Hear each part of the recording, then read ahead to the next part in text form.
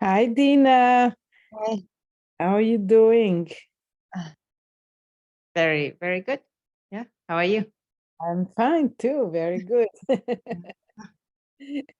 How is it, yeah, where you are? I'm at home. I'm in Uganda, Mm-hmm.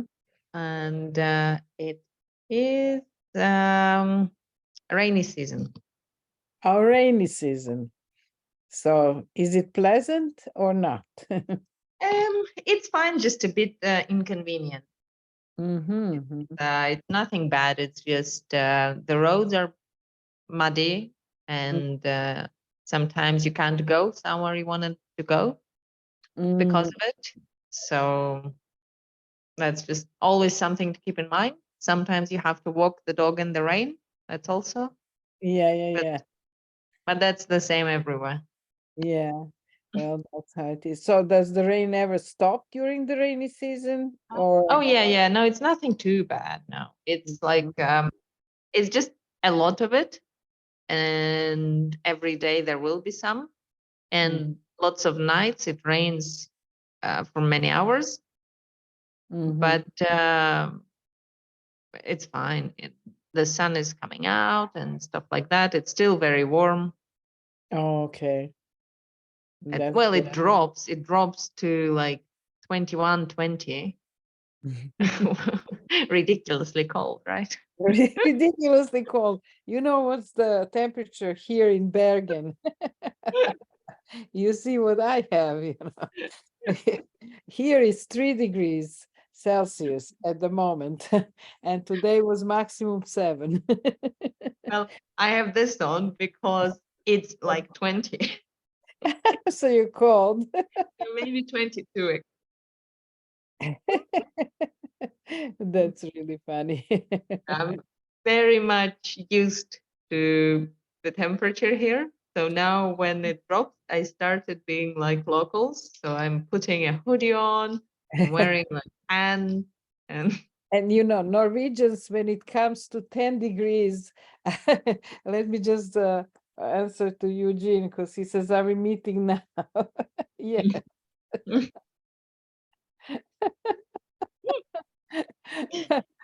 So they are always walking in shorts and yeah, 10 degrees, you know, oh, this is warm, you know. Actually, I became like them. it's the same with the British. Oh, okay.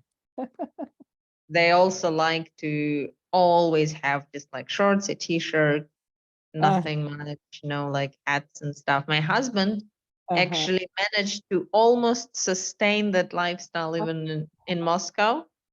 Uh-huh. Like he would try and go outside, Mhm. not much, as least as possible when it was cold, Yeah, yeah, when it was yeah. really cold, and then I became like a like the Norwegians. The last week was very warm. It was very warm for here. It was kind of like 15 degrees, and I went without coat. I was so hot with the coat. I just went with the like this sweater outside, which is here I have to put a coat over this if I'm going outside. yeah. Yeah. Oh, there is Eugene. Okay, thank Hi. you. Hi, Oh, Dina. Hi, Anna. Hi, hi, Jen. For some reason, it was smiling there. I don't know why. But what was it was smiling in my calendar, not oh, yours. always book club on my link. Yeah, that's what I know. That's what I was surprised. Yeah, yeah. Yeah, So good. Okay. I usually, when I get an invitation, I put it on my calendar, the link, so it's there. I don't Yeah, look. but for some reason, I didn't receive the correct something from the Oh, calendar. mm. Did you put on calendar your link? Yes, yes, Yeah, I've absolutely. got it from the calendar. Excellent. So I need to check. There is, don't worry about it. I will do it. Hi, Hi, Bob. Bob. How are you? Hello, hello. Hi. Yeah, that's great. Very Hi. nice to see you. Okay, since you probably don't know each other, maybe you should introduce like Let's go to Dina. introduction of Dina and Bob.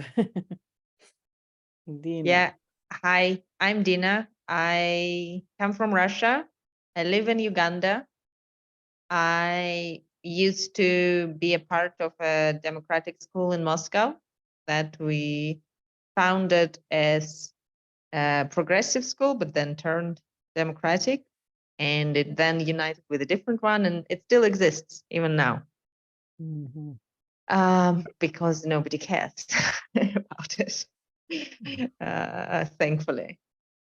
Mhm. Anyway, I am a teacher and a navigator, and I live in Uganda for 3 years now. And this year I joined a project here, a CBO. It's like an NGO, but just community based.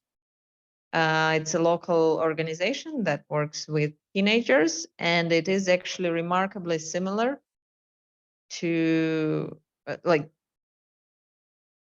to some sort of a close to self-directed learning center. In terms of it's not like we do offer stuff and come with things, but there is a lot of freedom and not much being forced on them. Well, almost none, because there is no money to do that.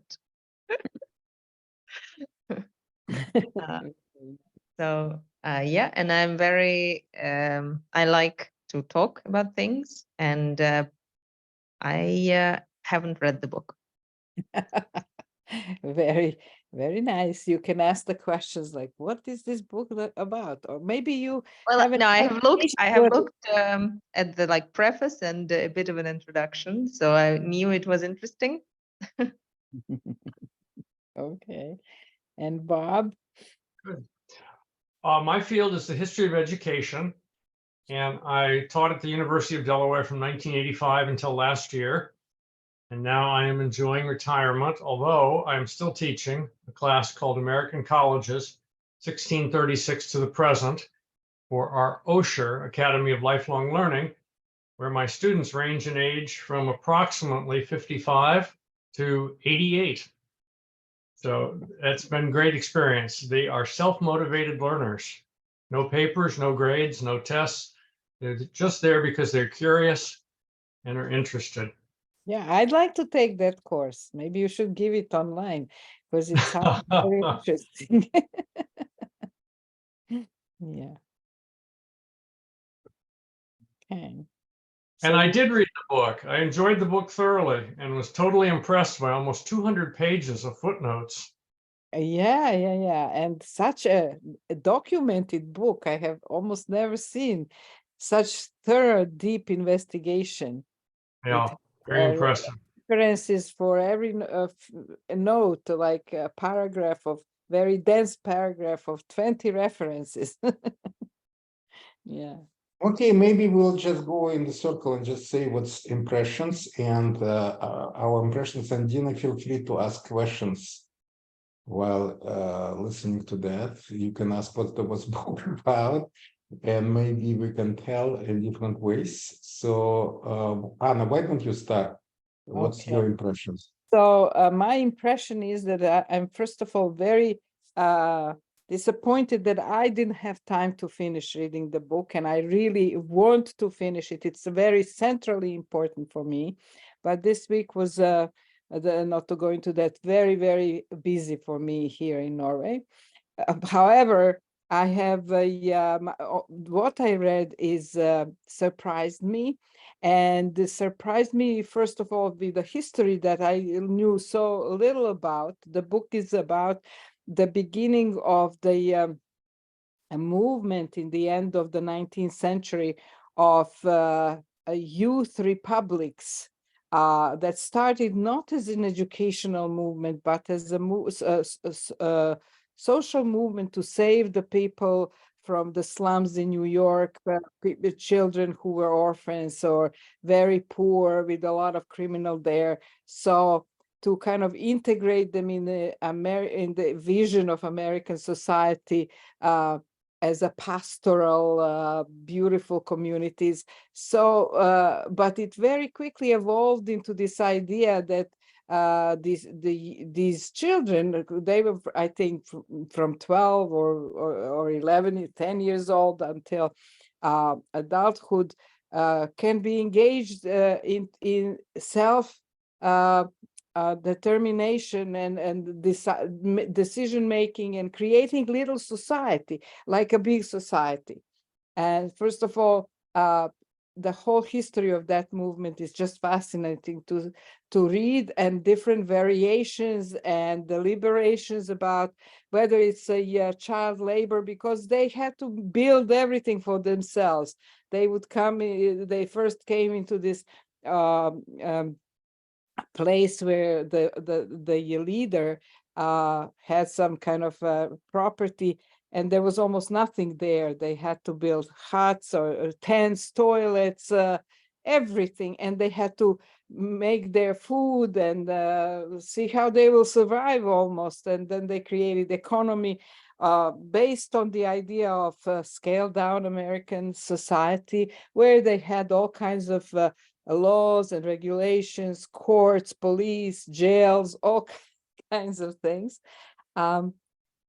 I was fascinated by the whole idea. A second, what really impressive for me, all these different thinking and how that connects to contemporary theories of both education, and when it became educational and not just a social social work kind of a thing, but theories of child development, imagination, the role of what's real and what's simulation, and from a very interesting alternative points of view, anthropological, sociological, entertainment, because at that time, end of the 19th century, beginning of 20th, there was a proliferation of all kinds of like fairs where they would create Egypt, like you can enter and see, have a feeling that you are living in Egypt there as you're walking or something like that.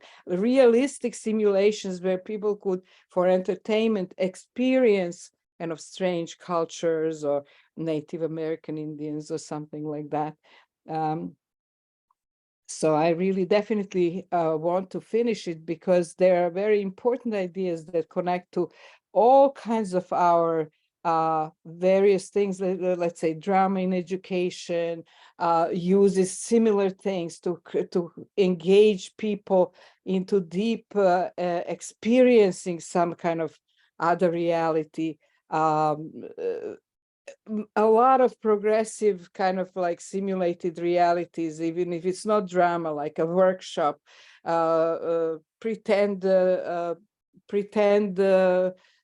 store that the children may organize and sell and buy goods in some school as kind of like experience from which they can learn all kinds of things about math, about merchandise, about all kinds of things.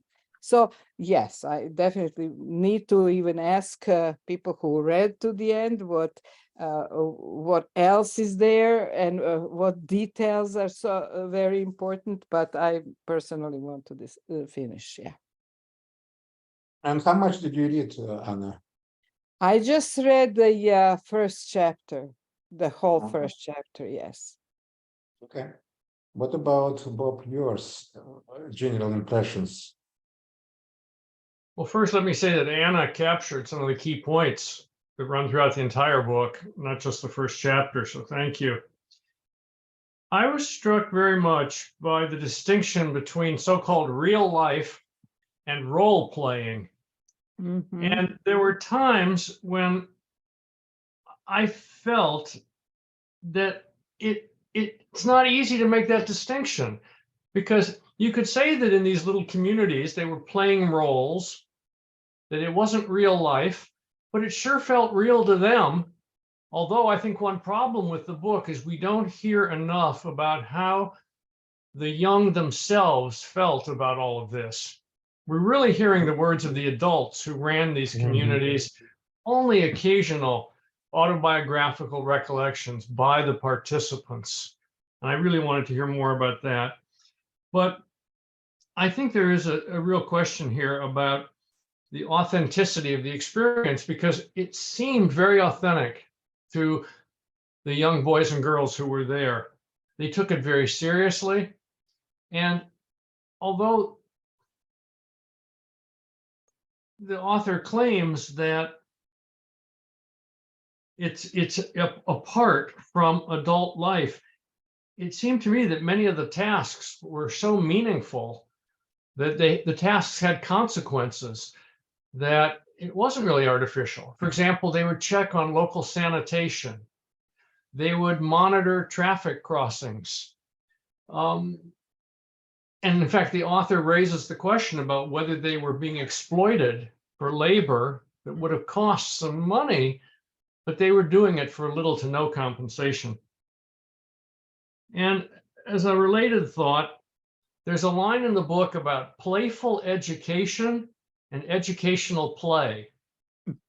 And that really made me think, what is the difference? Is there a difference between playful education and educational play? So I thought it was fascinating. You know, I knew a little bit about these communities, but I had no idea they were so pervasive, so extensive, and that many of them lasted into the middle of the 20th century. And I can tell you that in high school, I was a member of what was called the youth jury, where we as high school students would in effect decide whether or not so-called juvenile delinquents should be sentenced to community service, doing 10, 20, 30 hours of service work. So I, in a way, participated in this type of activity. You know, we were high school students. We weren't true jurors, but we were serving as the youth jury with a true judge there in the courtroom. And it sure felt authentic, and I thought it was a good experience. So those are my reflections. Okay, Mark, what about you? Did you read the book? How much? If so, are you a good student or becoming a good student? But Mark, Well- Mark actually gave us this book. Okay, yes, Mark. I think I'm an excellent student because although I did not read it, I still attending the book club. And in fact, Oh, that's packing. actually, I didn't have time to read it, but when on Monday when we were in the other meeting and I heard about this book, I thought I might have a little time yesterday, but I got caught up on something and I didn't have time to read it. But I really wanted to hear about it. It's already so interesting what I'm hearing. So anyway, now I'm motivated to read this book. Well, it's disgusting, but I'm a good student. I read the whole book and very much enjoyed that. But actually, there is also, I had some frustration with the book as well. But in general, I very much enjoyed that and learn a lot. That's for sure. So let me tell you a few lines, kind of why I'm just very much excited about that book. First of all, I better understand Soviet history through this book because there is a similar experience, and now I know that they are not similar. They're coming from American experience. And in some readings, I noticed that some reference to that, but I don't understand what they're referring to. Specifically, this is for Dina, for you, will be very interesting. I don't know. Did you watch a movie, Dina, a Republic of Shkid? Yes. This is actually direct things that's coming from these American things. It's not invented in Soviet Union. They definitely copying it.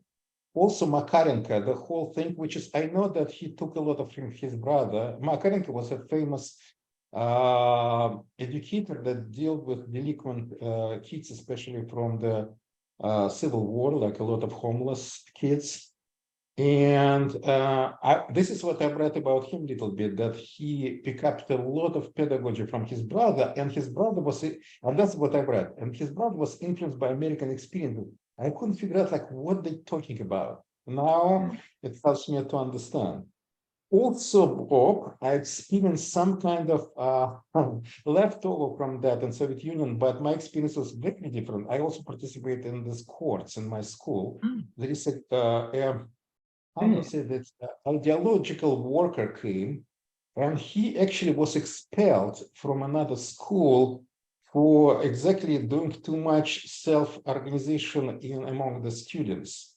And my friend, actually my parents' daughter, and she visited me in the United States, and we talk about, and suddenly this guy was before in her school and was expelled for disloyalty kind of things. Somehow he was accepted to the job, which was very interesting too. In my school, to some degree, I'm not surprised because my school was rather liberal in many ways.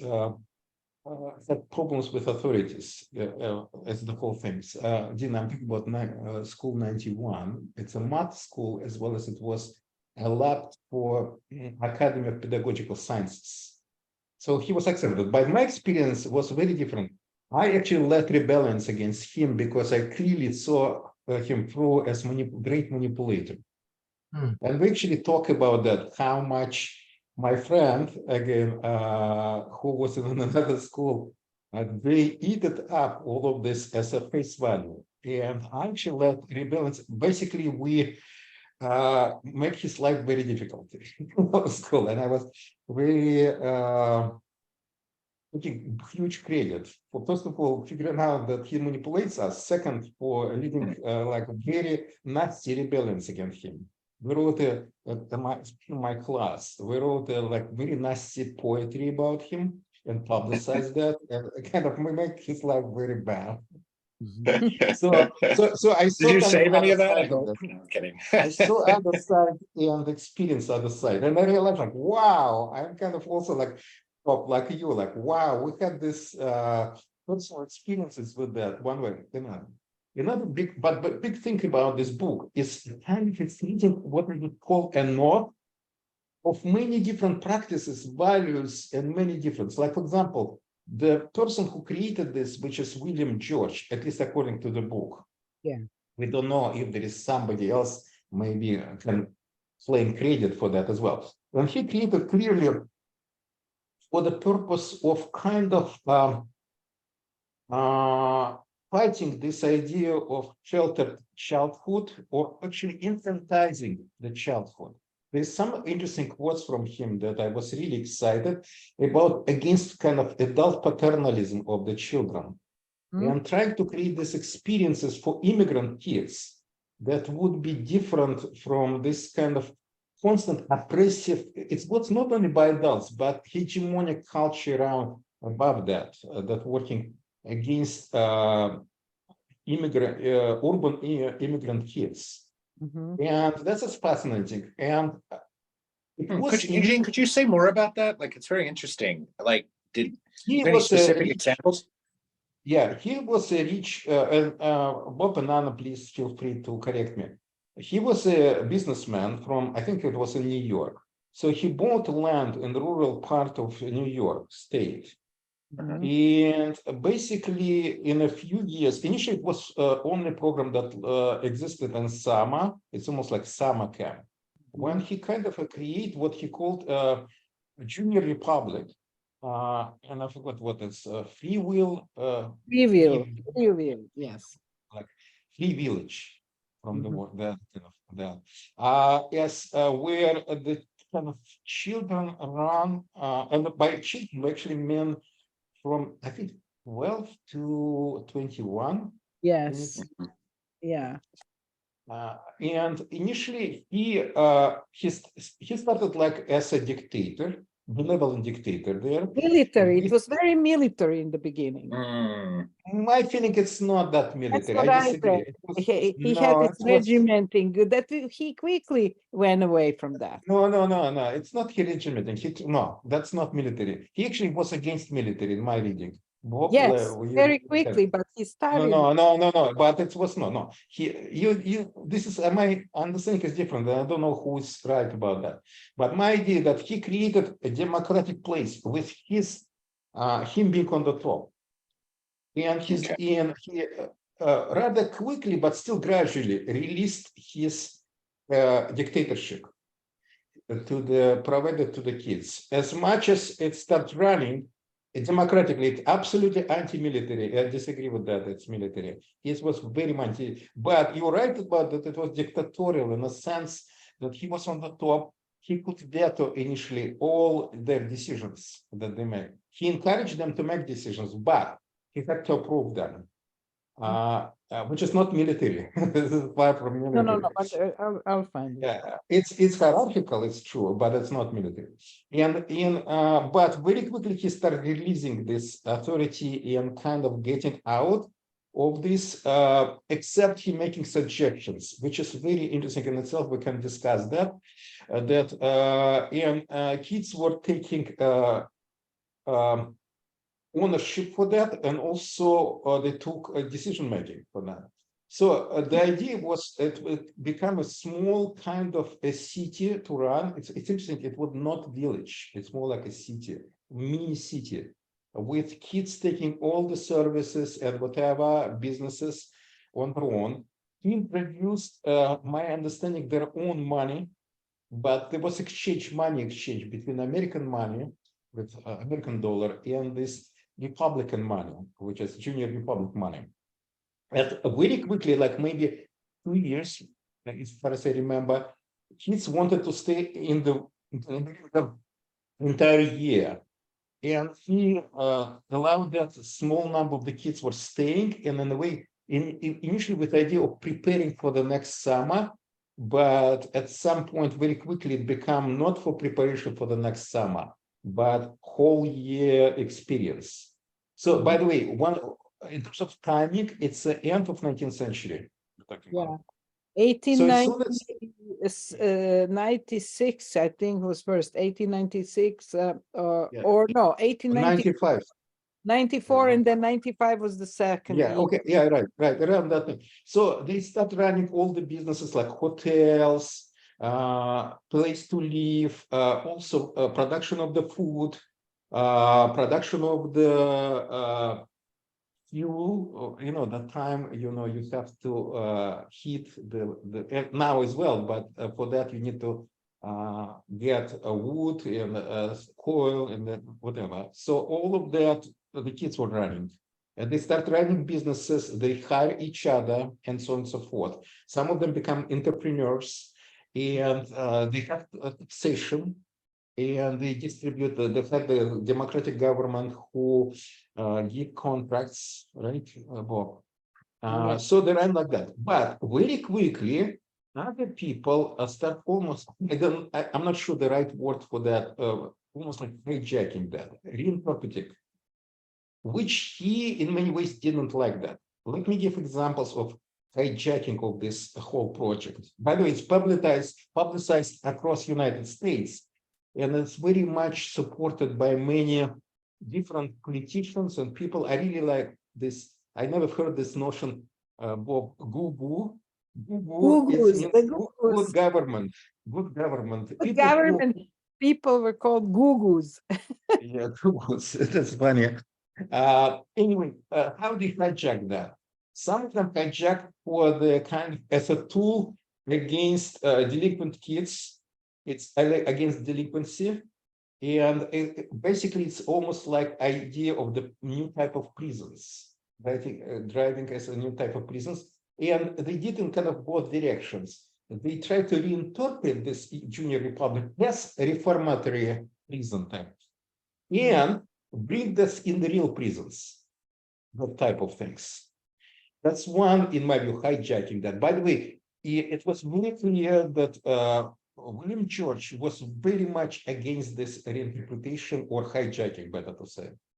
He, in many ways, although not, how to say, sometimes he flirting with these ideas as well, because it actually brings a lot of resources, support, and so forth. So he was, in a way, he was basically like that. It's okay if you're doing that, but don't interpret what I'm doing as like that. It was very interesting, at least in my understanding. By the way, I would love to see if some biography of him, and with specific focus only on him, because he sounds like such an interesting person. Another hijacking was to hijack it to the schools. So, and this is what actually, to some degree, Bob and I experienced is kind of this idea, because the idea is that creating school governance, democratic school governance that try to govern things, except my understanding, is moving into pedagogy. I don't think they allow that too much to move in pedagogy in the sense of democratic governance. But some other penetration in the pedagogy, but it's more progressive, which is like from Dewey. Dewey, by the way, also participate, like not participate, but approved that, and very much supported John Dewey. We're talking about that American progressive philosopher John Dewey. He approved that, but I don't think he very much, he helped provide ideological support for that, but I think he very much too close to participate in that kind of movement. Although maybe I'm wrong. Maybe this is my question, because William George, it was very unclear to me from where I was stopped reading, whether he still, no matter how much freedom and self-determination he created there, and everybody really did that, but he still had kind of like a manipulative progressive idea that it is for some certain endpoints that the society wants to instill in these people. What's very interesting is the time when the youth and the children were slowly being displaced from the public sphere of life because of the industrialization, and the family had lost its role as a place for living and educating. And now there are these either education and okay, we can discuss that. Let me finish with other themes. Yeah, that's one thing to discuss, definitely, how much he was manipulative or not. But wait, what's important thing, it was discussed during his time, that exactly that issue, very important issue. So another kind of big hijacking was to use kids for labor. Especially, it was, of course, very strongly, I don't know, picked, I would say, during two wars, but in different ways, not exactly the same way. But even in between wars, it was very quickly, some people realized that it's a money-saving machine. The kind of kids' engagement in the kind of republics or whatever, including in schools as well. Like even in the Soviet schools, there is constant talk about saving money on kids who can do, like they can be janitors in schools. So there is few people need to be hired. But of course, in Soviet Union, this saving money is not a big, very big issue there. It was different, but that's in other things. In other things, definitely it was domesticating children, which is different idea, especially those children, and by those meaning, for example, African American children, immigrant children, Native American children, kind of make them pleasant and convenient, useful. It's actually true. It's true for all kids, by the way, but it is specific, more true for those children. And that's another, in my view, another note, another kind of things that created synergy of that, but also problems and some kind of tensions inside of the whole movement. Because, like again, William George, in my view, was sensitive to these issues and very much against that, because it's again paternalism, bringing paternalism back to that and treating like manipulating these people, children very much. So maybe I missed something, but I would like to, I wish that book, this is my tradition a little bit with book, like a little bit more systematically focus on diverse, very clear. It's talk about that, but it's kind of diffused, and I couldn't, like, it would be nice if it will be like a bullet point, boom, boom, boom, boom, boom, boom, boom, and then going in each of that in depth. You have materials there, but there is no summary of that. Another my frustration with the book, it's that I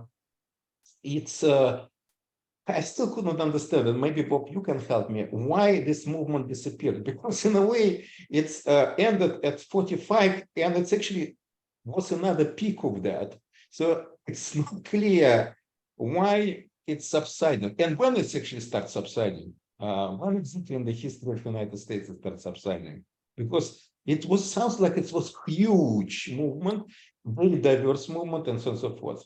The last thing I just want to comment, what Anna, you said about drama education. In my view, there is no parallel in drama education with that. I think this is actually the birth of drama education. No. I'll tell you. In my view, it's a things. It's interesting to look at the history, and I think it will come in 60s, and then will reemerge of that. My conjunction, but there is a lot talk about youth living in two parallel worlds, and the tension or synergies between having at the same time two parallel worlds, having this ambiguity whether this is real or just simulation, and is it a preparation for some other world outside of that, or a school or something like that. So this idea to immerse children or students into some kind of imagined reality world where they could spend a lot of time. This is what Dorothy Heathcote was doing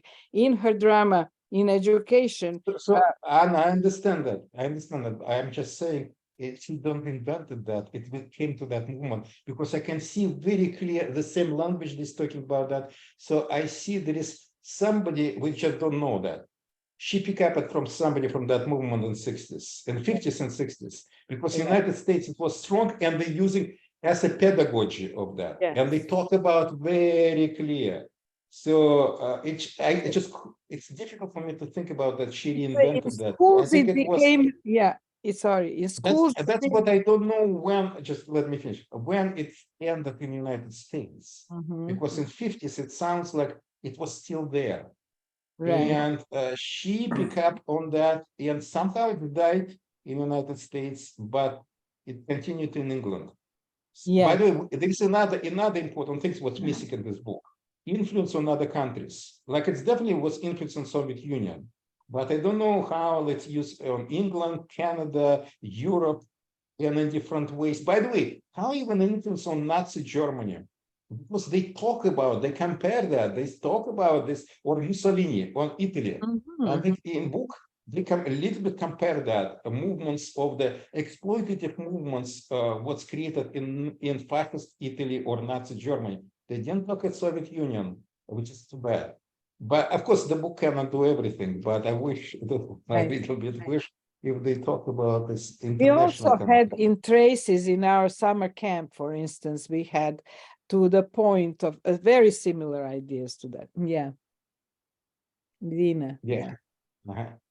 Yeah, I just wanted to say that from the few pages that I've read and from all of this, my main kind of surprise and shock is that I've never heard of it.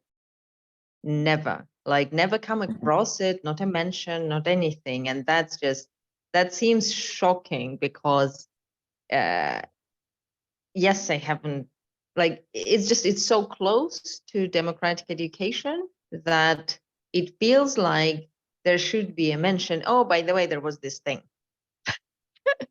And it's so funny that you can come across something so huge that has been there for such a long time as well, and has had such influence. So, and also, have you heard of this new law that they're pushing now in Russia with making it easy to allow children from 14 to work? Right. Yes, I've heard. Yes, I've heard this. But in continuation, Dina, now I'm actually wondering, this is so nice of you, how much Summerhill was affected by that? And somehow, Yes, exactly. It feels like it was a base for it. yeah. It's I couldn't believe that Neil never heard about this movement because it was so strong in the United States and definitely influenced on other countries. And that will be fascinating if some historian make that work about how it influenced other countries. Because now I know that it influenced Soviet Union because there's very clear connotations, like people talk about Makarenko, for example. But I don't know, like on England, on Europe, or many other countries. Even, as I said, fascist Germany and fascist Italy and Nazi Germany. How much they were influenced by that?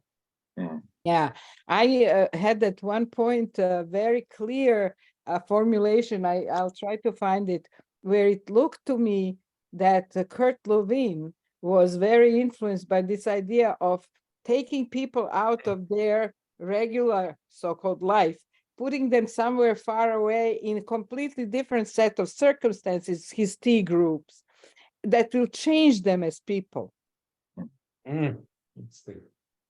But they have to be separated from, they cannot be just going for an hour or something. They have to live through some kind of different experience. That one might take from some kind of communes, because communes exist, especially in the United States, like Owen commune, that communist commune, that what his first name is? Robert Owen? Like that British communist, socialist communist, whatever, who came to the United States and organized, which was first part of 19th century, right, Bob? Yeah, it's my school, my communist school education comes back. But I so have to admit that these communes existed, but this is interesting about the specifically children. Oh, one more connection to this, and this is, I don't know how much it's had any influence on that, or is it in parallel? I've just recently read, well, recently means almost a year ago, a book about childhood in hunter-gathering societies. Modern hunter-gathering societies. It's not about the one that survived up to talking about second part of 20th century that studied them. So in some of them, they had similar idea that you should create kind of a parallel world to the adults. And it's not completely as what William George described. They're not lived separately, but they have a separate life, and there was interconnection as well. By the way, in some communities, I don't know how to call them because there is no problem with the language. In our language doesn't fit to their communities, but basically they give names of to the children only when they can join this kind of community, move away from adults, from the parents. It's about 4 or 5 years old, and they become part of this kind of children's small society. And then they were giving names, but before they didn't have names. And this is when you kind of become, it was a big celebration.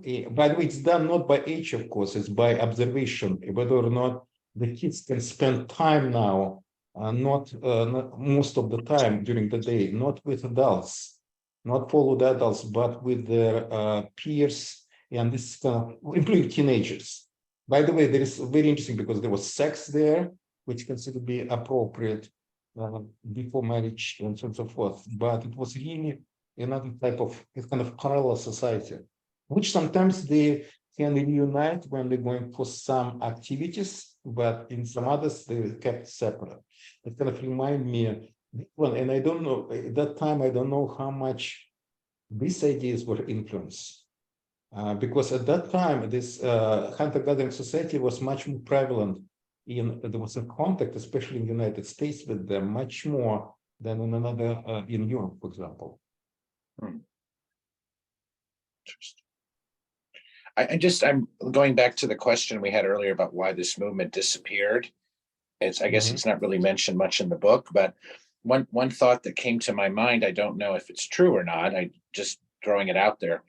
But was this movement mostly serving populations, let's say, of immigrants or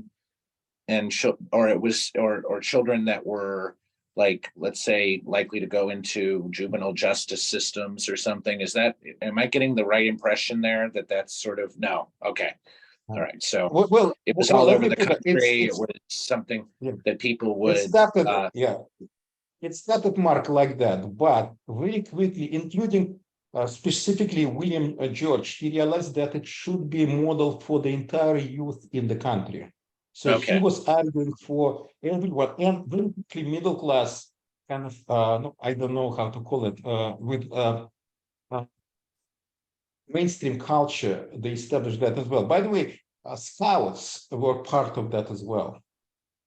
The Mhm. Scouts organization would The come Scouts, out yeah. of this. So it was. This is what interesting. How, from historian point of view, Bob, for me, it's fascinating how this kind of once I would call small idea or small practice that rapidly spreading through United States, and also how to say that, mutate Mhm. in different ways, and also very interesting how leadership of that related, because there is a lot of conflicts at the same time, support to each other.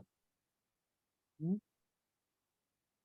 Let me give just one example, very interesting. Hollywood wanted to make a movie about that, and in the 20s, right, Bob, in late 20s, some kind of like that, and they contacted, and they wanted to make movie based on his Junior Republic.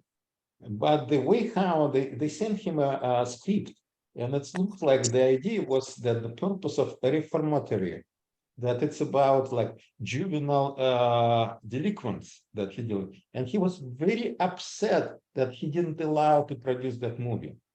Hollywood did movie, actually. This is what I would love to watch that. It's called Boys Town, is it? Mm, mm. Bob, did you see that in 38? They play a I huge, saw huge the movie years success. ago. It's a well-known movie. Yes.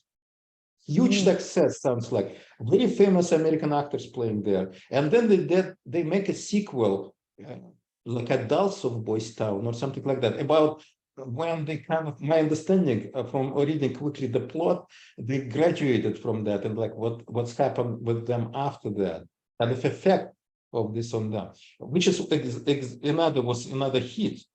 And but I'm just was telling that William George blocked that Hollywood project, the first Hollywood project that they were trying to make, Mhm.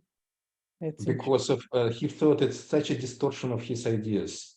So when they did the second one, it was built not on a Junior Republic, but on this Boys Town, which is Boys Towns were reformatory as a purpose. Mhm. It's kind of it was not as a jail, because they tried to do it in jails as well, like regular jails, to bring this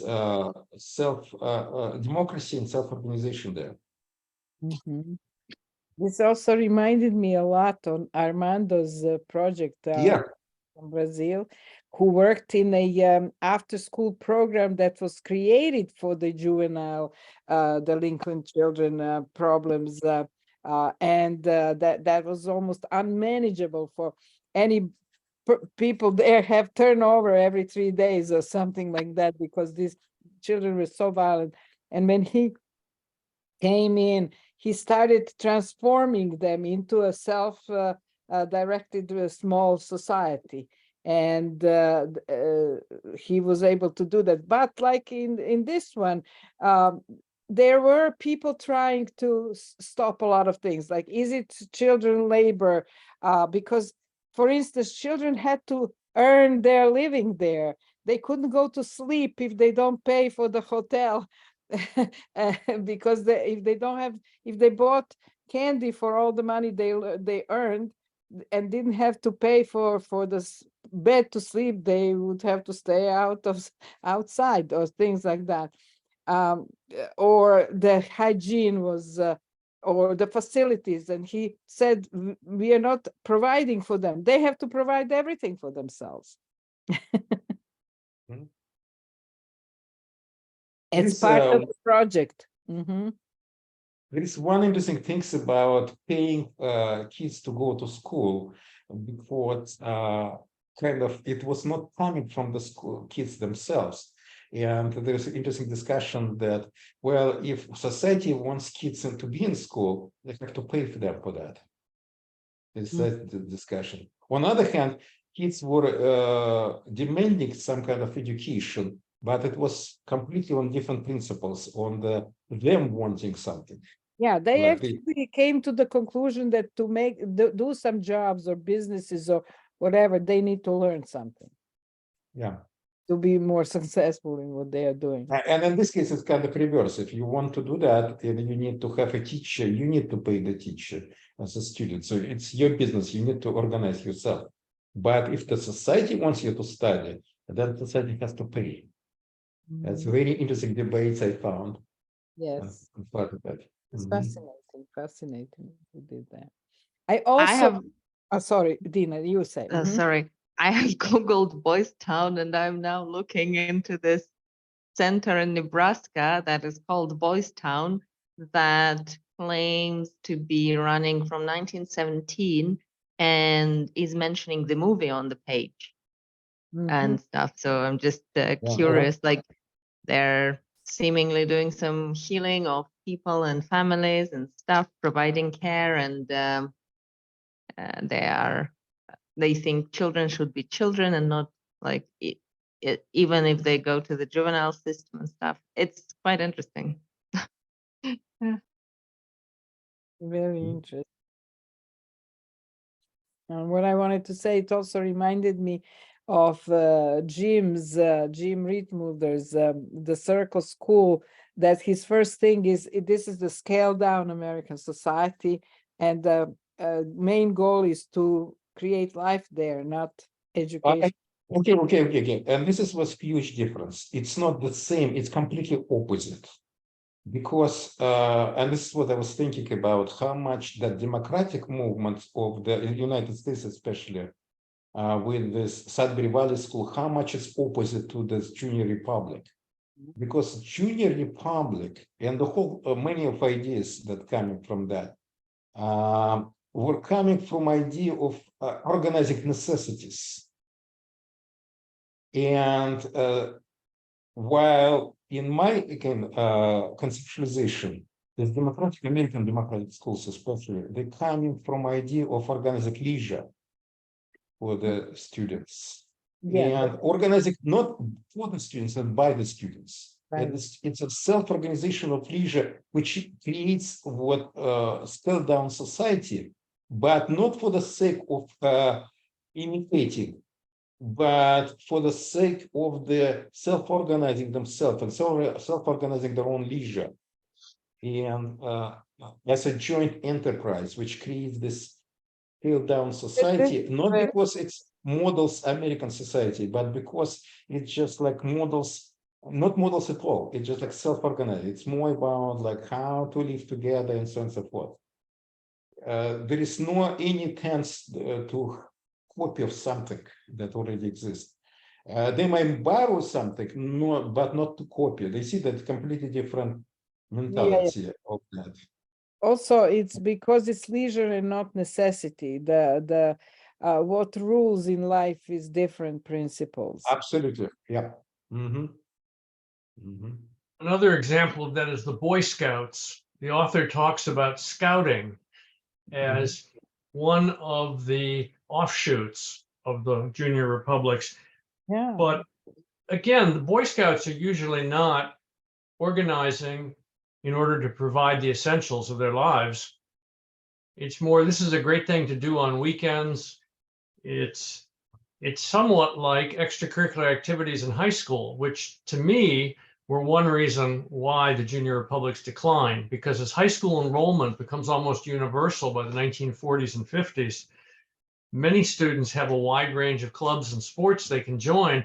But again, it's just a pale version of the republics. Mhm. So, No, the republics were much more intensive. This is all just offshoots. Yeah. right, right. I'm actually, Uh, mine keeps going to this question. I don't know, maybe, Bob, if you have some idea about it, but how much of the decline of this movement was also related to like suburbanization and like, and the movement away from the cities in the 40s and 50s, more 50s, I guess. Yeah, Mark, I think that's probably part of the story.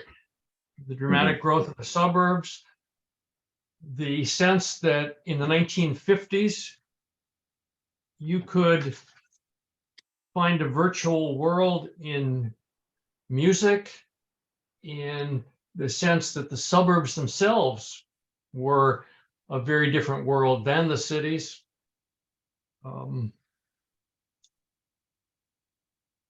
The sense that there's no need to escape when your family's been able to move to this wonderful environment in the suburbs. Why in the world would you want to go somewhere else? So I think you're onto something.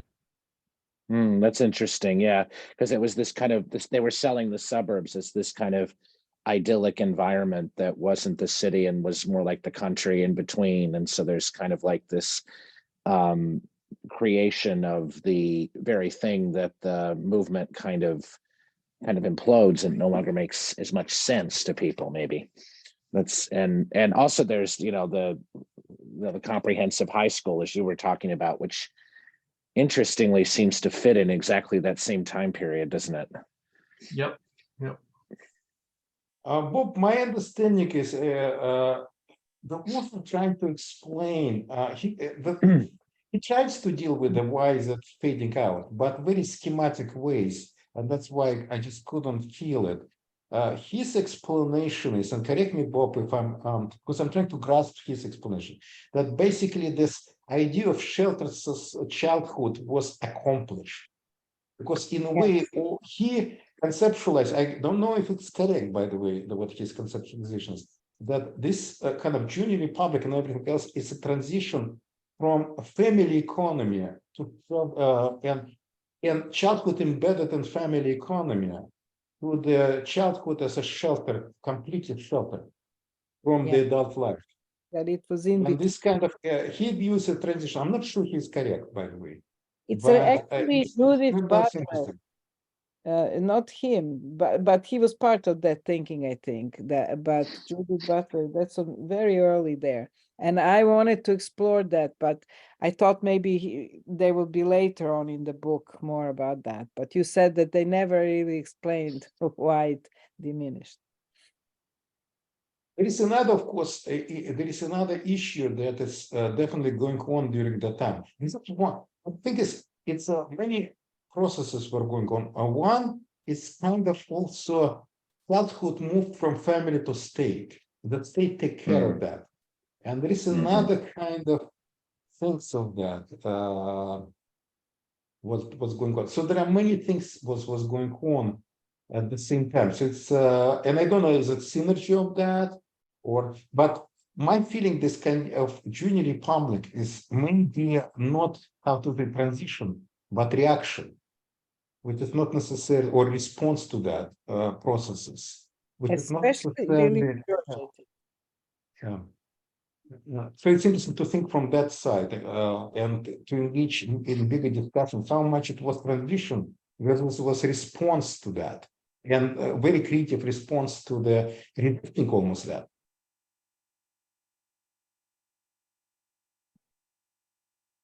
Another interesting issue I was want to and this is back and forward to Anna, to you, what you mentioned, how much it's manipulation or whatever. It's also to compare with democratic schools of the role of adults in democratic schools versus role of adults in junior republic. What's interesting is that in junior republic and all other things, the adults try to at least declare that they're out of this.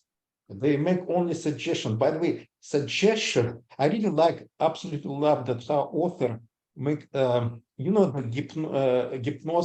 hypnosis, almost like, what is called, suggestive, or there's something, the word suggestion coming from the idea of hypnosis, and the author is discussing that. I really love that. But anyway, back to these comparisons. In democratic schools, staff, what they don't call themselves teachers, usually they call it staff. We see it's a part of that rather than removed. So they're equal. They have equal voice in that sense. Voting, for example, adults voting together with the children. And my understanding that adults in these junior republics try to position themselves like guardians of that, but not necessarily members of that republic. Mm-hmm. And this is an interesting, crucial difference between these two movements of democratic schooling versus this, I don't know how to call it. I call it junior republic because for me, it's such a wonderful term, first of all. And it's a crystal, like the most important thing, because all other, I would say, almost like contamination or hijacking these ideas in different directions. But George, in my view, for me, he's the most interesting guy from the whole story. Because he was not instrumental. I mean, he didn't mind to mention that, but my feeling, and again, maybe I'm wrong, but from this book, it emerged that all instrumental things, like the fact that it can help delinquency and many other things, it's secondary for him. The primary things, it's kind of establishment, it's kind of respect for young people for the society. And to give them now, what happened during this process is that children really lost equal rights with adults. They became citizens of the second order. They don't have a rights to make decisions almost on anything. Even children or youth until 18, they can't vote. They can't be legal owners of property and things like that. So that they lost their legal status and became a class in themselves. And I think William George really wanted to give them a possibility to regain that full-fledged citizen status in those limited republics, where they really count for what they are doing. It really is counted as a full-fledged, not imitation, not simplistic society, not just something pretend for children, to fulfill their wishes to be adult, but now they're just trying out or something like that. But the real sense of the full citizenship in that sense. Yes, Tina. Mm-hmm. I wanted to ask, how did it work later on when it stopped being all about like immigrants and kind of poor people from poor families? How did it work with like parents and families? Did they just leave home and never come back, or? In some cases, yes, they left home. I mean, well, think about that. Like it's like with adults, they just they leave home. Sometimes they come back, but they become self-sufficient in that sense. Yeah, but I mean, did they somehow incorporate families, or was it really only for children who would be separate? No, and this is actually very much similar to, I hear it is not similar completely, but at least I hear parallel between Jim Rickmudel argument that schools should be not integrated with the families, democratic schools, unlike some other schools arguing. Like especially in Russia, it's hugely integrated. Usually it's run by the parents.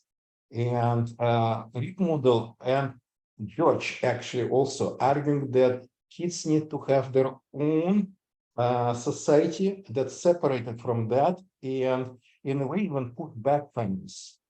And there should be almost like a firewall between the family and that. And family should not interfere in this.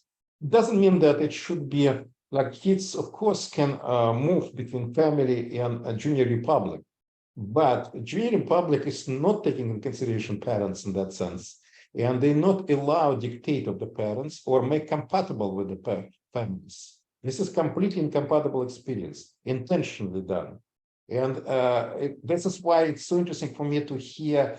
For me, it will be very interesting if Jim Model read this book, and I actually suggest him to do that and see what he thinks about, especially about this issue with the parents. Yeah, I found it fascinating when he talks about his critique of Summerhill. I just started reading the comments he left on my paper finally, and about how, you know, You're talking about Jim Reed Model, right? Jim Reedmuller, yeah, not William George. And not like, and not. Oh, right, William, I think, right. Yeah. And what was interesting to me was he comments on how in Summerhill there's too much emphasis on almost like the school becoming like a surrogate family. I understood his concern was that the role of the students themselves should be self-generating the support or the kind of like how to put this, but the emotional support and or like daily, like the daily micropolitics of being together with people is something that the students should do themselves, and that the judicial system or the other things that are available, the more front-facing things, would be more kind of like operating as like a almost like a formalistic kind of democratic system. And that's where I feel like it sounds like to me that George's stuff is quite a bit different from that. Yeah, but on the other hand, there was others. This is what I'm interesting, what I call it not, meaning there's many things there. It connects many things because there was something that people who arguing that it should be not republic. You see, it's interesting. Using of wording is so important. The wording Some is of them very call- interesting. Yeah, republic, which is, you see, it's a society idea, organizational society. But some was called brotherhood, which is modeled by the family. And of course, since George participated that as well, it's what's called, funny that sometimes they call brotherhood when the Gross was involved. I don't know if they changed it, sisterhood, brotherhood, and sisterhood, but a lot of them were called brotherhood. And this idea of this kind of extended family. And some like George, I don't think he was buying this idea of community or family that should model be like family. It should not. From him, my reading it was not. I don't know what Bob, how you feel it, but that's an important tension there. I'm reading it also like you, that for him it was very important that they are not considered children. And in the family model, they cannot escape being a junior to some other authority. Here they are the authority. In this case, it was not a conservative movement of restoring something that was lost. It was completely transformative thing. It's not like it was his idea to return back when it was a family economy and children participate in family economy. No, it's what's completely new things. But as critique of making kids more like infantilization of the kids, and there was definitely a response to that, but not by going back, but going forward in a way. Yeah. And he definitely was against sheltering kids. He let them really have very harsh laws, police there that would put people in jail, treat them very harshly. He didn't interfere. There are some pictures of these jails. It doesn't really look very nice. And they had to wear the uniform of an inmate. It was I'm looking for.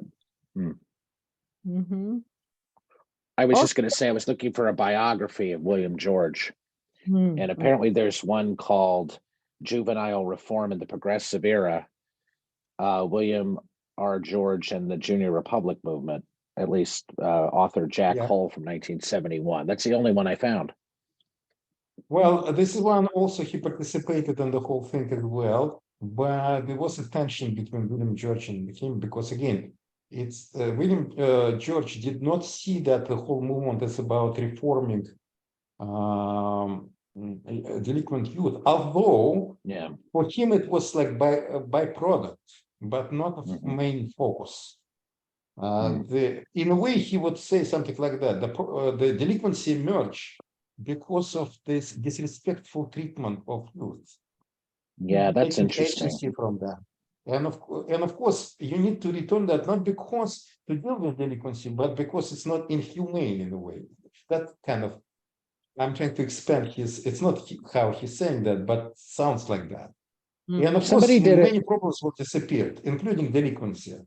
But it's not Somebody- this is just let me think. It's not because it's a tool to solve the problems. It's just how we need to treat other people, like people, younger people.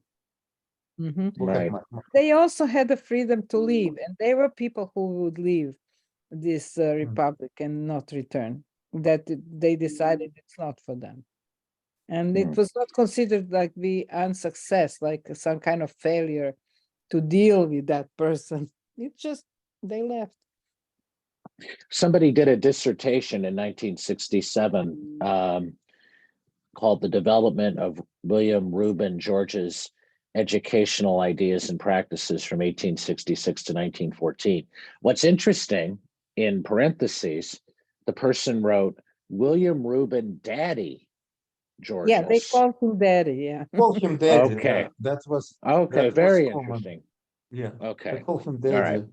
By the way, Yeah. his wife, they call his wife. This was for me interesting, and I don't know if it Daddy. sounds like sexism, almost like his wife. When he married, or maybe remarried, I don't remember that. But she Mhm. was called Miss Daddy. His daddy. Miss Daddy? Miss Yeah. Daddy. Wow. I mean, Yes. the word daddy is fascinating. The use of that word. I'd really like to know like how he carried that. And I'm assuming he encouraged that. Or not, who knows? And who invented that? And with what Yeah, who invented kind that? of Where did it come from? Yeah, and also it could be a joke or something that of course lost or maybe exactly. not lost. Yeah, Yes. that's very interesting. Mhm. There was some name for Neil in Summerhill. What was this? Oh, I know what you're talking about. He writes about it in his book. Yeah. This is how I don't remember. sometimes kids refer to him, which is not, sounds like nasty, but it's kind of maybe not.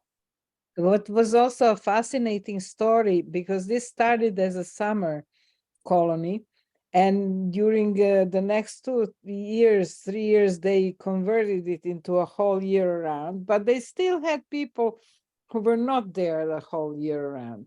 And then there came internal tensions because people who were not whole year round did not have all the rights like the other people who were there all the year around, and they were oppressed a little bit, I would say, with others. That reminded me on that school in Norway that I studied, where there were these founders, they called them nannies, who wanted to impose their laws and regulations on everyone else. Mm-hmm. Well, do you know any book specifically about Junior Republic? Just focused on only that, no? Strange. This is for me so strange that it was such a big movement and look like historians not very much focus on that. I'm doing a little search on WorldCat just in the subjects to see if anything comes up. Well, I think historians rely on the 1971 book that Mark mentioned, Okay. and they wrongly assume that that told the entire story. It would be interesting to know how the parents of these boys felt about everything and whether or not they willingly gave permission or reluctant. reluctantly said yes.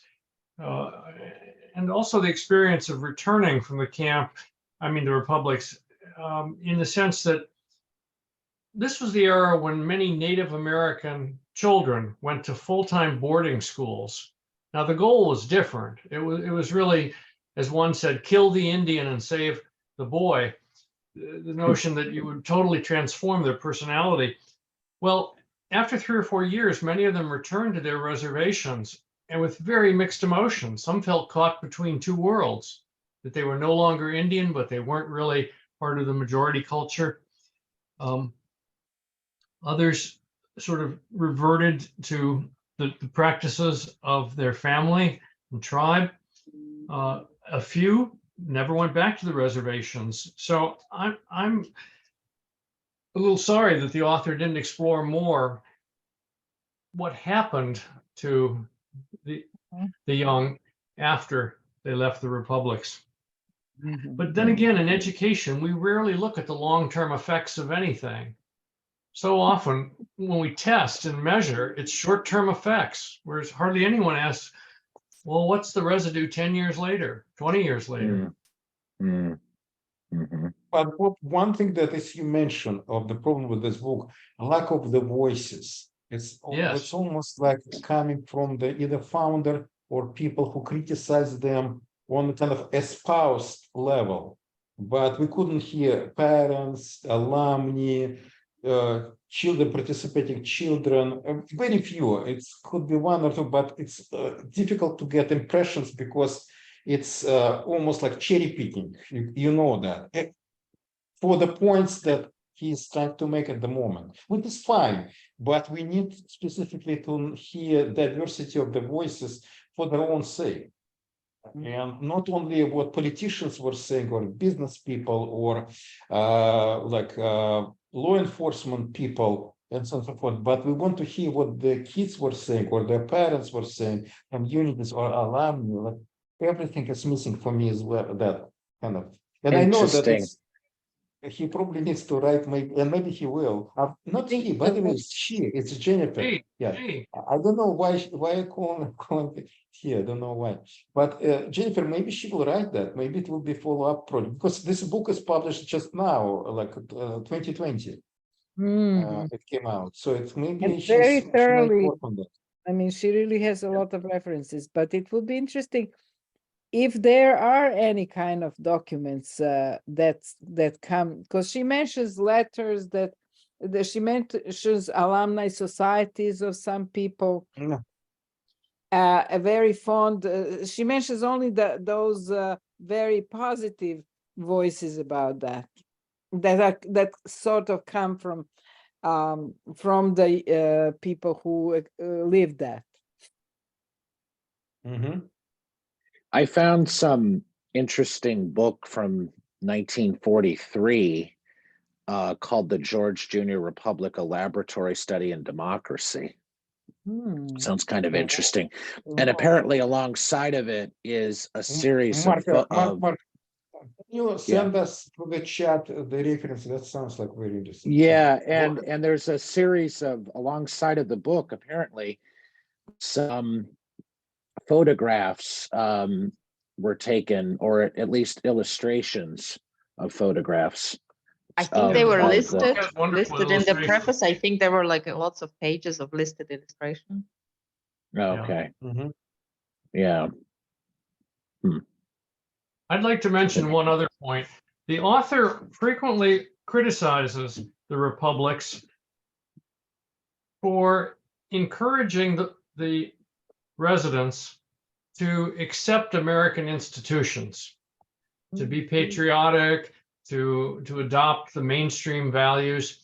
And there's one very revealing page where she quotes the socialist mayor of Milwaukee, who criticizes the organization on this very point.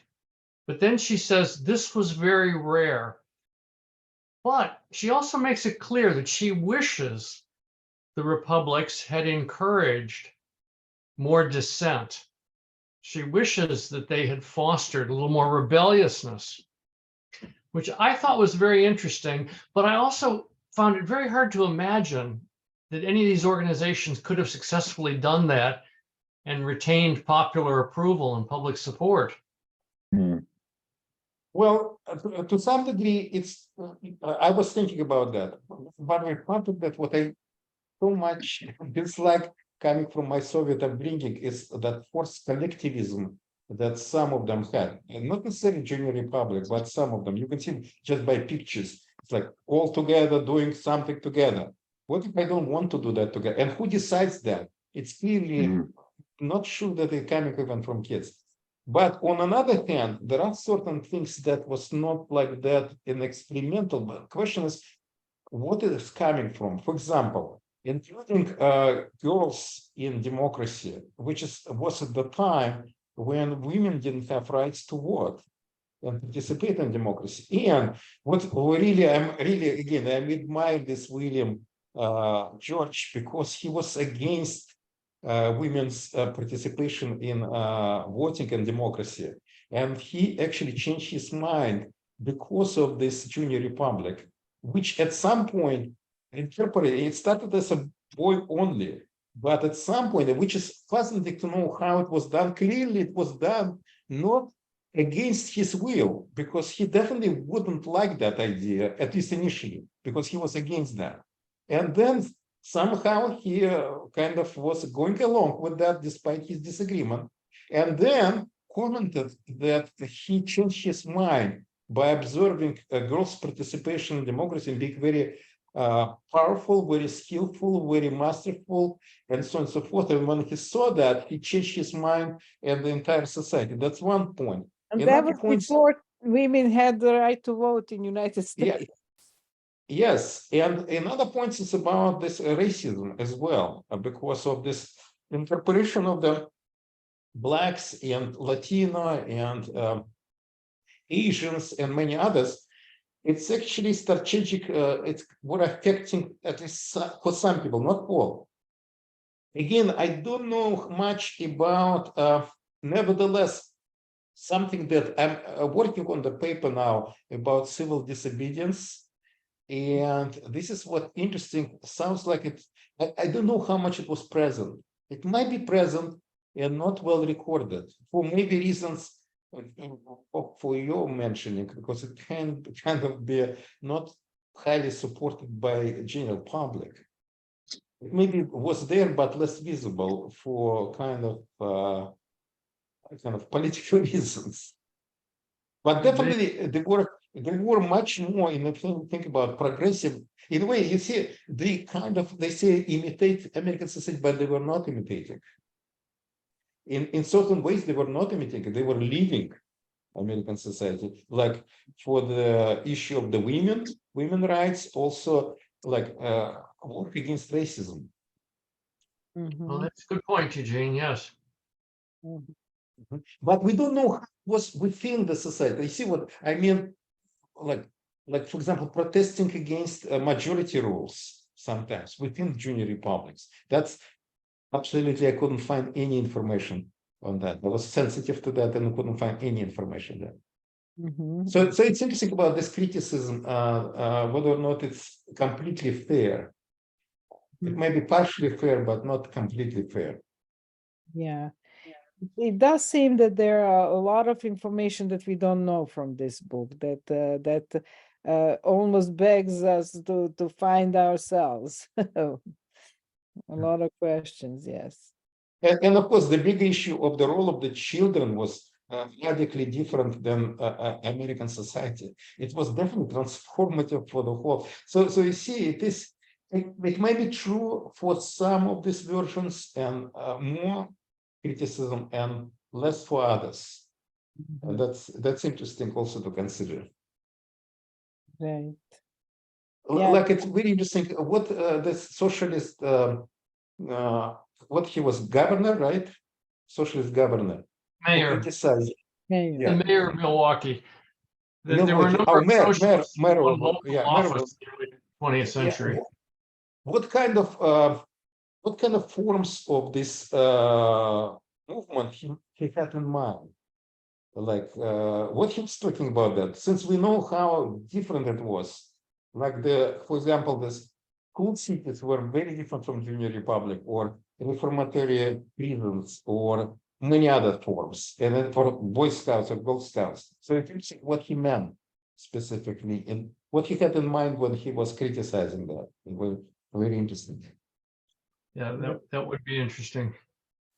And it's also, for me, it was interesting to find out about the whole legislative system of laws and their ways of changing them or not changing them, amending them or just applying them. It seems that they were very, very diligent in applying those laws.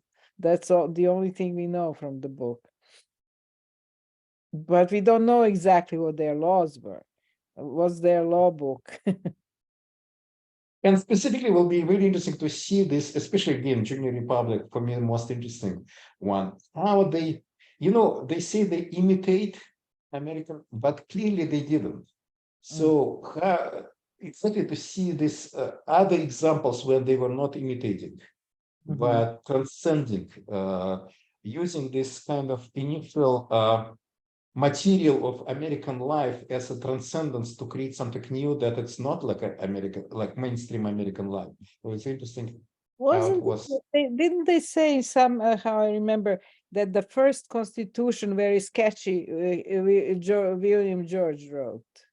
Yeah, and then it was changed after he removed himself from guardians of this. It's. Okay.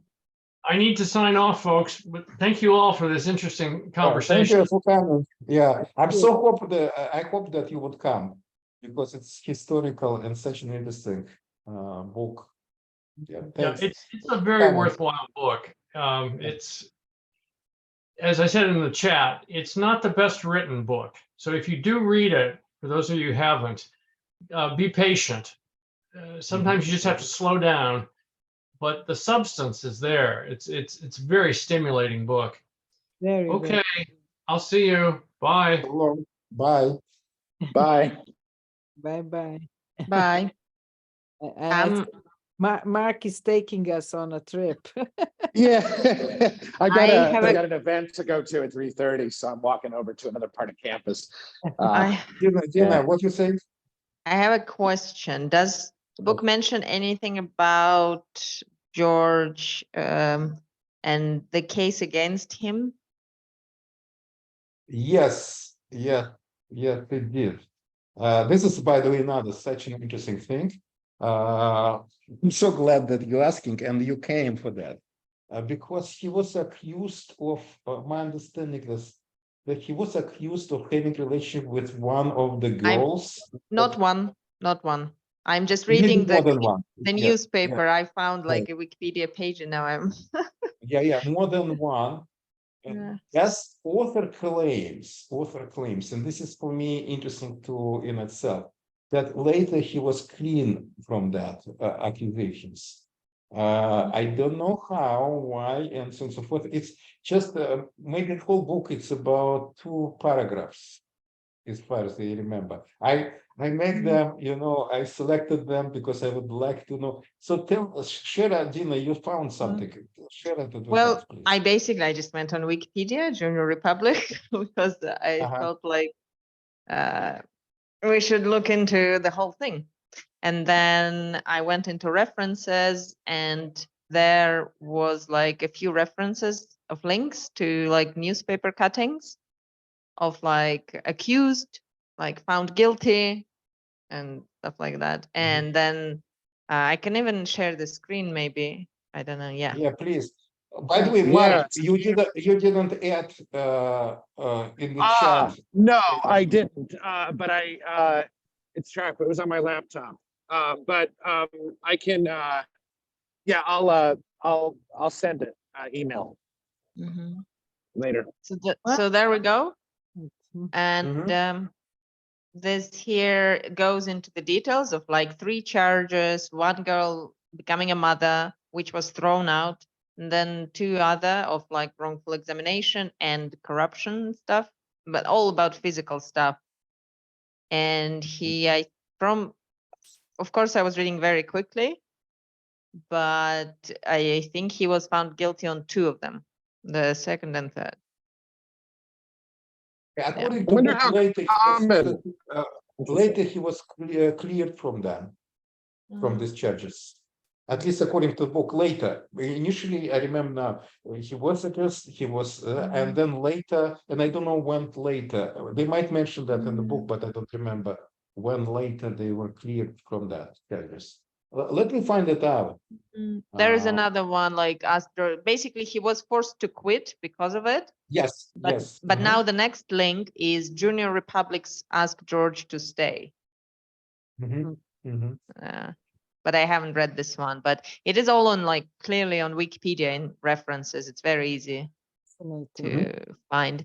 But honestly, that is something that I kind of was expecting when I was looking at the page, because of all this connection to all such societies and to all this kind of like where you have leaders who then give the power, but then they still remain leaders. And then it's always all this kind of crap that's going on. I always hope that maybe sometimes you read about something new and it's like, maybe, maybe they weren't touching girls. No. By the way, this is how it's important in my view, the fact that in democratic schools, the adults not above, but never, how to say that, it's never, perpetrators still can be there, but in my view, it makes it much more difficult. And just because they're at the same level and they cannot overrule kids or cannot be even informally above them. I think it's important. It really reminds me of all this like hiking clubs and stuff, where you have a very free structure and everybody has to pull their weight. Everybody works so hard and they do all the kind of adult stuff and everything is very, very similar. It's like you share a life for a while, like you go into this expedition and everything, but there is a clear leader. And it is very important to do as he says, because it's important for your safety. And then things start to, very often, not always, but just like they start to get corrupted. Yeah, and it's to me, this is fascinating. Like, even that the charges were brought out, because, I mean, maybe I have like a biased view of the 1910s, but it's kind of surprising that there was even a newspaper clipping about that. Maybe that's in a way is a testimony. Well, it may show the extent to which the abuse was happening. In other words, if it had, I just have this.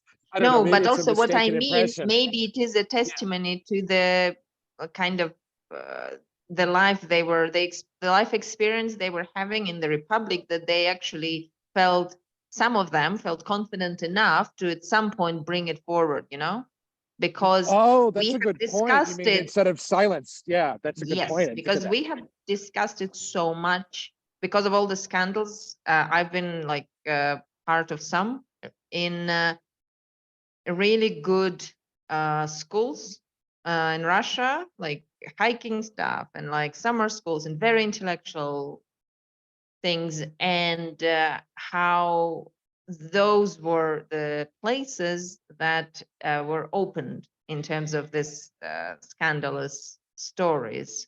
Whereas everybody knows kind of things like that happen in everywhere, all over the country, in all sorts of normal places, normal schools. But these are the people who kind of ended up bringing it forward. So that's why I'm thinking that it doesn't make the place instantly evil, because they were given the freedom to end up bringing a case against their founder. Interesting. Yes, but that's so often. Out of it that way. What?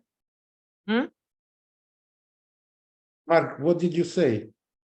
Oh, we're just my colleague and I are trying to figure out how to get up to the 6th floor of this building. Sorry. I'm Have to I'm walk multitasking. upstairs. Yeah, we can't find any stairs or elevator. other than Dina, a stairway that says no access to 1st floor. So I don't know what to say. okay, Mark. Okay, let's continue. Dina, you know what? It's interesting. In the book, I just found that quotes and page number about that. One of the solution was there is a board, the kind of what is called supervision board for the school, for the Junior Republic, recommended to expel all the girls. Out of that, they didn't go for that, but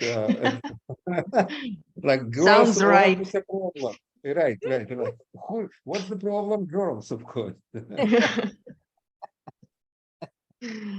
But it was not accepted, this kind of recommendation. It's kind of almost like remind me Comrade Stalin. There is a person, there is a problem. There is no person, there is no problem. Which this is also a question. Were there any of these republics or similar organizations that were founded by women originally and had originally female domination, like a society where males would be the guests, maybe? That's very interesting. And what I found very funny on that Boys Town page was that it at some point allowed girls in, but they kept the name Boys Town. It's like it's No, not what just you know, boys now. it seems like for me a similar question, but slightly different. Like whether or not there was attempts to start something by these children, not by the without adults at all. Ah, that would be interesting also.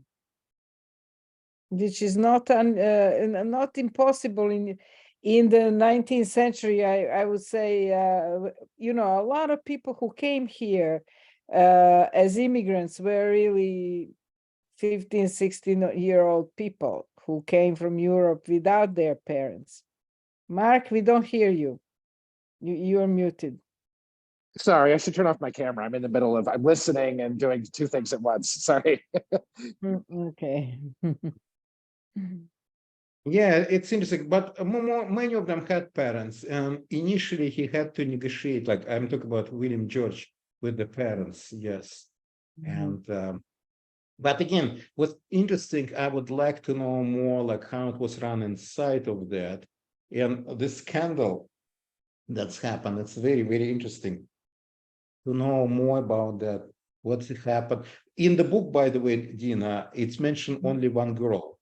It's only about one girl, and they didn't say that it was more than one. But in Now, that article, the 3 charges are completely different as well. Like there's one, pregnancy, motherhood. There is second, like a physical examination that should only be done by a doctor. And 3, that he corrupted her, something. Yeah. Or tried to corrupt her. here, let me tell what exactly. What exactly it was. Yeah, here it's like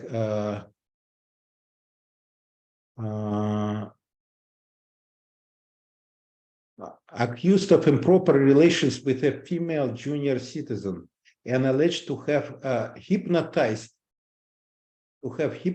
his charges in an exploitative rather than educational fashion. It's a strange kind of hypnotized. Yes. It is so similar to those stories that just came out like over this last year. Yes. There was stuff, all this about like the cultist stuff, the like meditation and all this like I'm opening up your womanhood and stuff like that. All this kind of it's ridiculously similar. It sounds as if he could have been a member. And this is creates for me. It's one interesting topic. There are many topics there, but one interesting topic is about this. You know, people who are very how to say that on good side you can say radical for radical change, very in transformative. They become trailblazers, but at the same time, it requires almost self-confidence that sometimes become arrogant and exploitative and abusive because it doesn't have limits. And in some it's understandable why it doesn't have, because like you initially has a lot of resistance and wrong resistance, but at some point you reject any resistance, and including your own doubts, and just it's become immoral, and because morality is about putting limits to yourself, and there is almost like no basis for these limits, because everything you become self-corrupt by that, because you're constantly extending limits, you kind of rejecting limits, but by rejecting all the limits, you become this kind of immoral person and corrupt person, because you don't see and that's why, in my view, part of the discussions of the limits, which is again what I like about in democratic schools, with this idea of funding these limits and so on and so forth. What's interesting is there is no focus on these limits in this movement. Part of this is post-Victorian era, and talking about sex, it doesn't exist. Sex doesn't exist. So at least in public discourse, and that also might be part of that. That I don't know how much they legislate when they're legislating, how they might legislate like sexual relations Yeah, I in would these really like to republics. see what were their laws about, at least not maybe every law, but what were the sections of areas of life that were regulated? Yeah. And think about that. This basically they were young adults. It's not just children there, not only teenagers, but it's like late teenagers and like 21. And some of them, they say they extended to stay up to 26 years old.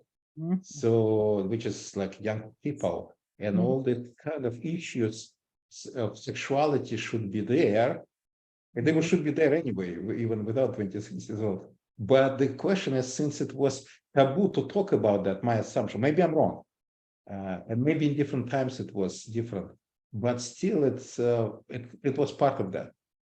When it's taboo, the informality will rule out, and especially in this atmosphere of the limitlessness, беспредел, and that's what creates this kind of, in my view, atmosphere. In that last newspaper clipping, I found the kind of decision that they reached. They actually didn't reinstate him in free will. He left it in 1910, and that was it. But they asked him to still be the director of the National Association of Junior Republic. And they did. He basically admitted the second and third charges, so there was nothing kind of to go, nothing really to change that. In the book, they So- talk only about the things that went to the courts, and the judge decided, a judge absolved him of wrongdoing, and republic reopened.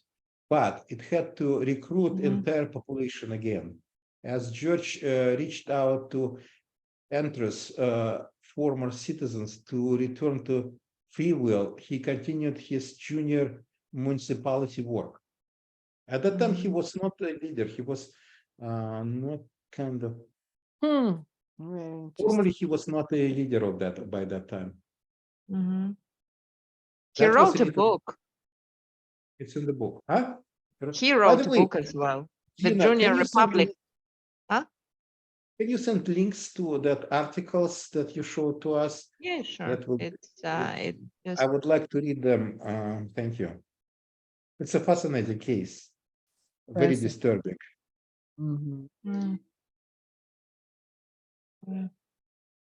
Yeah, but as we talked about, not surprising, right? I mean, it's kind of, in a way, I sort of kind of half expected it, unfortunately. Yeah. I don't know why. Yeah. Me too. Yeah. I'm in a ceremony right now, which is starting late, so I can sort of, I knew it would be late, so I'm going to join you guys a little longer and then go. Sorry. Okay, thank you. This is the article. in New York Times. What year was it? 12. It's 1912. Mhm. Mm. Very interesting. Thank you. Yeah, That's maybe links. the Uh, book probably uses more materials. So yeah. And can you put reference to the book? And Ah, Mark, you need to send us as well. Yeah, I'll do that now. well, Let's see. Yeah, I did a little, what I did was a subject search on his name on WorldCat, and it pops up some stuff. Mm. it's not here. I can't find it. Like there's no print book or ebook for now, but I just have the name. The Junior Republic is History and Ideals, but it is by him, by William George. What's his middle name? I forgot. Reuben. R-U Reuben. R-U-E-B-E-N, like the sandwich. R-E-U, Roy, like. Oh, Reuben. Oh, okay. It's Yeah, German. Reuben, Okay. like German. Yeah. Okay.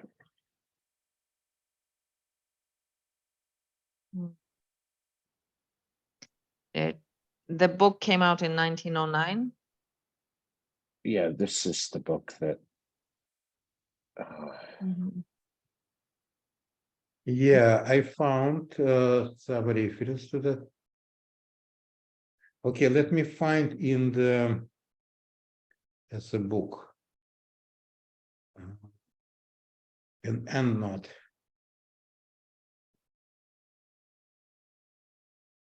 That's the book that the 1971 book that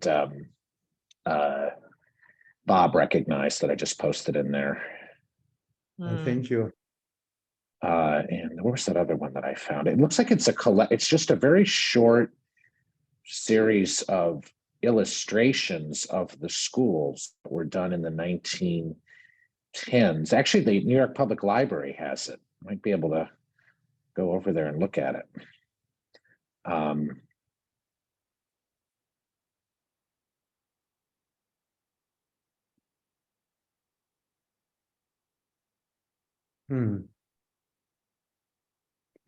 wonder how much John Dewey's work on democracy and education was inspired by this, because he definitely knew about this. Not only knew, but kind of were approving and supporting that. Yeah, interesting. For some reason, I'm not finding what I found earlier. Wow. So it was written. I'm looking at some like series of William George family papers and stuff, but it's only the contents. It's not the things themselves. Yeah, that's the same thing that I see. I saw that earlier as well.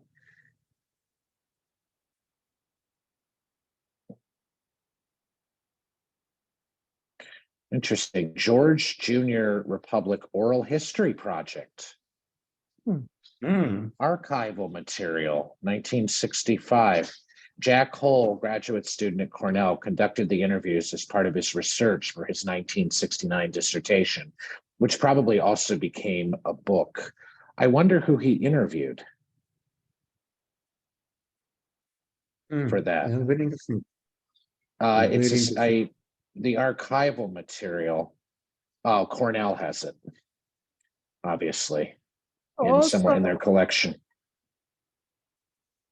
To bring some vague experience, not experience, but talks that I heard of here in Norway.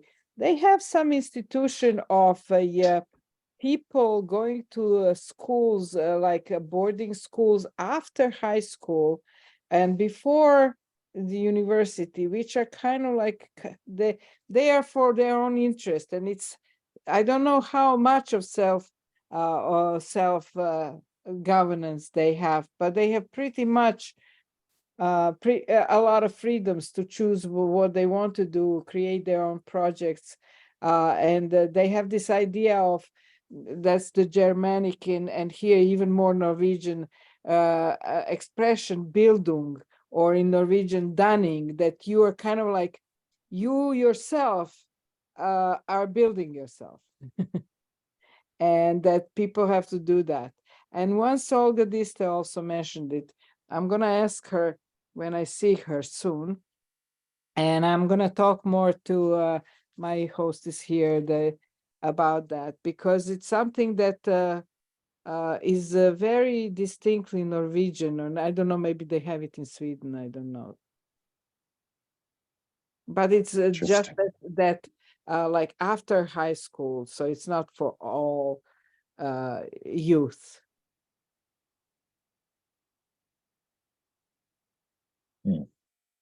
I just found a collection of newsreels that were done, and there's a lot of books that the George Junior Republic Association printed that are available. Here's one called Everyday Life at the George Junior Republic. That sounds very interesting. It's a collection. It's something that somebody, if wanted to, could probably request as an interlibrary loan, potentially. There's only one copy of that book available. Maybe somebody has, some of these books go back to the 19th century. Mm-hmm. George Junior Republic by William Hall, 1897. Another one, 1898. Write it down. I just got this book, Junior Republic by George. Oh, wow. George. I Oh, will send it to you. send it to I'll us. send it to you. Just a sec. I need to save it because it's just file number. You know what I found that? So for you to think about that, Internet Archive. Oh, of course, yeah, we could look there as well. Absolutely. And they have wonderful collection, and especially old And there's books. this, and I have this really good software that removes the. No, it stuff doesn't need off to of it. remove anything. It's actually Oh, good. it's not protected at all. Yeah, I have that software as well. Oh, Have here it you is. I seen found it. I the finally found this article book. about the book? Mm.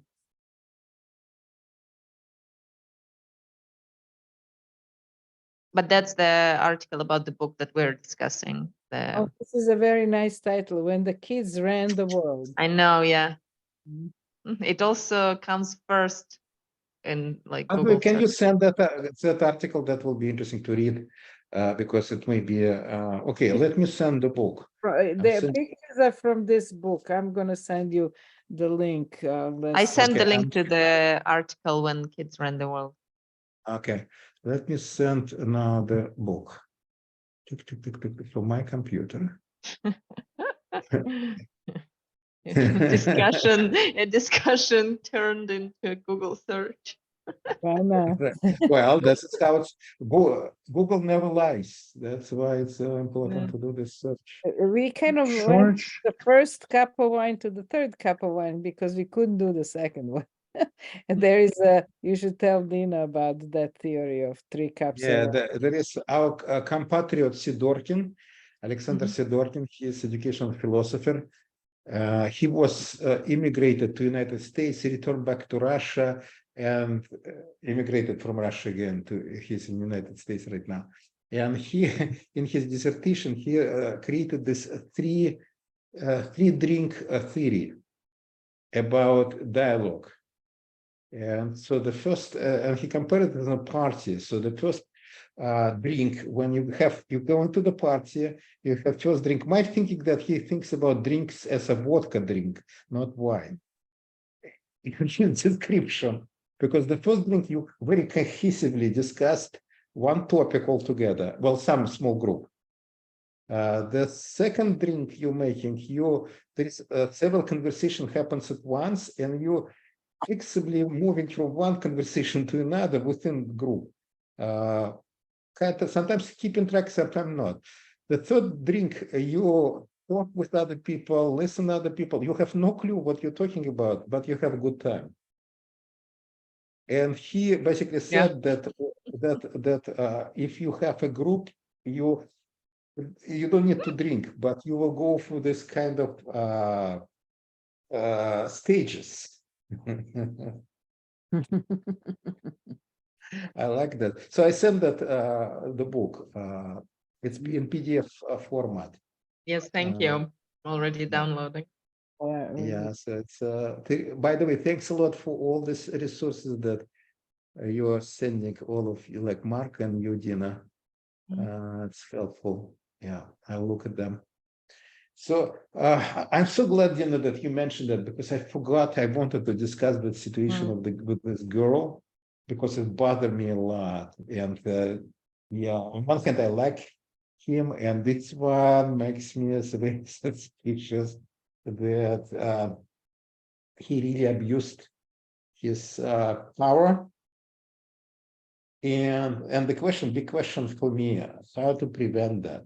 I mean, you never can prevent 100%. My feeling is it's inbuilt. It's always like situation of that how, when you're trying to do, it's charismatic leader who trying to like bring up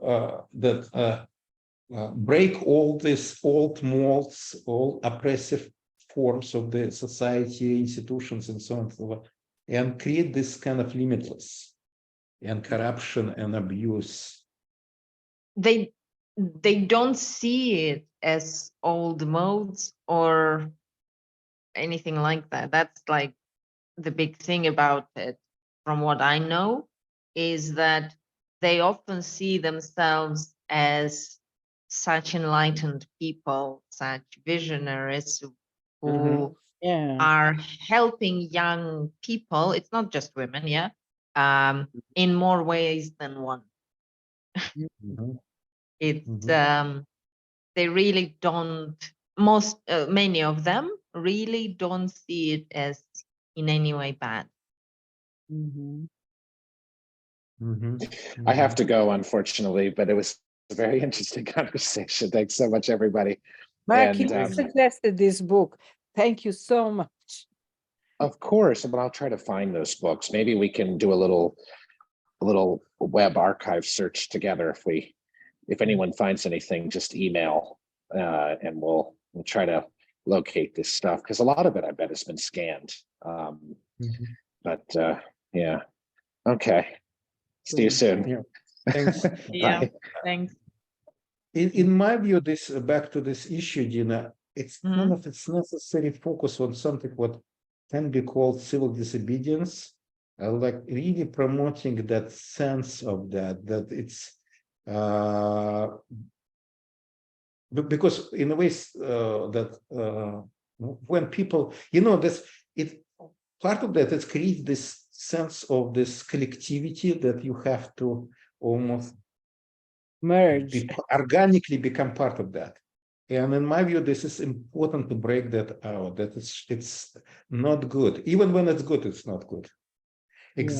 But it will become almost like a cancer very quickly because of the limitless. And you always can have good justification by good noble causes that you need to subdue somehow to that.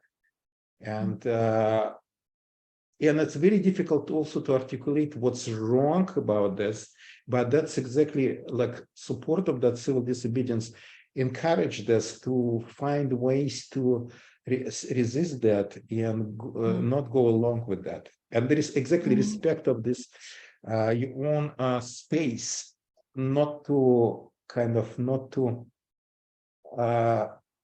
align with this kind of things. And of course, it makes it very problematic and not easy to do things and stuff like that. But it's very important to create this obstacles for collaboration in a way, obstacles for unity, or obstacle for community, obstacles for that kind of family things, blah blah blah blah blah blah. We are the world, and all also kind of for the feelings of obligation. To me, it's also like, to me, it's important not to take from it that all the freedom is bad. that all the kind of camaraderie is bad, even physical contact. None of that is bad. Like, and I do think that so many people would just rather cut all of that because they think that's the only way to cut kind of the sexual misconduct. Whereas, well, it's kind of this procedural way of addressing all the problem of has to be addressed procedurally to find the rule that will address all the problems, and that's like institutionalism. By the way, somewhere this is very important. Now, another important thing, I'm so glad that in the book, it mentioned he was against institutionalism, which can be also dangerous. This kind of fight because it's everything becoming formal and part of that. That informality invites this abuse as well. It's neither institutional nor anti-institutional, but it's somewhere, and it's not in between. It's about sense of the dignity. It's about focusing on the dignity of the respect for the dignity. When you start feeling that there is something wrong going on, and you can put a brake, and that putting on the brake is okay. By the way, it could be misunderstanding, and that's fine. It's putting on the brake in any when you start feeling that you become not dignified in the relationship, and it's okay to put on the brake and at any point to say no, I'm not like that, and that's it. Right, right. Yeah, but unless there are some procedures, it's very hard to deal with it if it's all informal, because people have all kinds of feelings that are both true and both ambivalent, and it's very complicated. Oh, no, in my view, that it's not impressive. Procedures will help to bigger breakdowns. When the breakdown already started, that how to deal with the big breakdown, that's the procedures to be helpful. But in my view, this that freedom of the breakdown and also respect for dignity and cultivating that, and dignity, in my view, means exactly to putting limits. And they could be very idiosyncratic and very, you don't need to understand them when another person demands that. And you don't need to understand fully them, because that's idea that, in this case, it becomes still what it's called, there is a wonderful philosopher who discussing that, not subjugation, but similar word. When you have basically asked for permission for everything. Because if it's about other people understanding your demands and only then they grant your demands, that means you constantly, what's the word? That's the word. Okay, let me find it quickly, because I know the name of the person. His name is Petit. And that's why Philippe Petit, yes. I thought that he, yes, that's why I remember. It's about, he writes about freedom. He actually, you know what, I still remember his argument, but I forgot what the term he was using. It's not subordination, but almost like that. It's he used that Norwegian writer, playwright, who wrote Dollhouse. Ibsen, no? Ibsen, yes.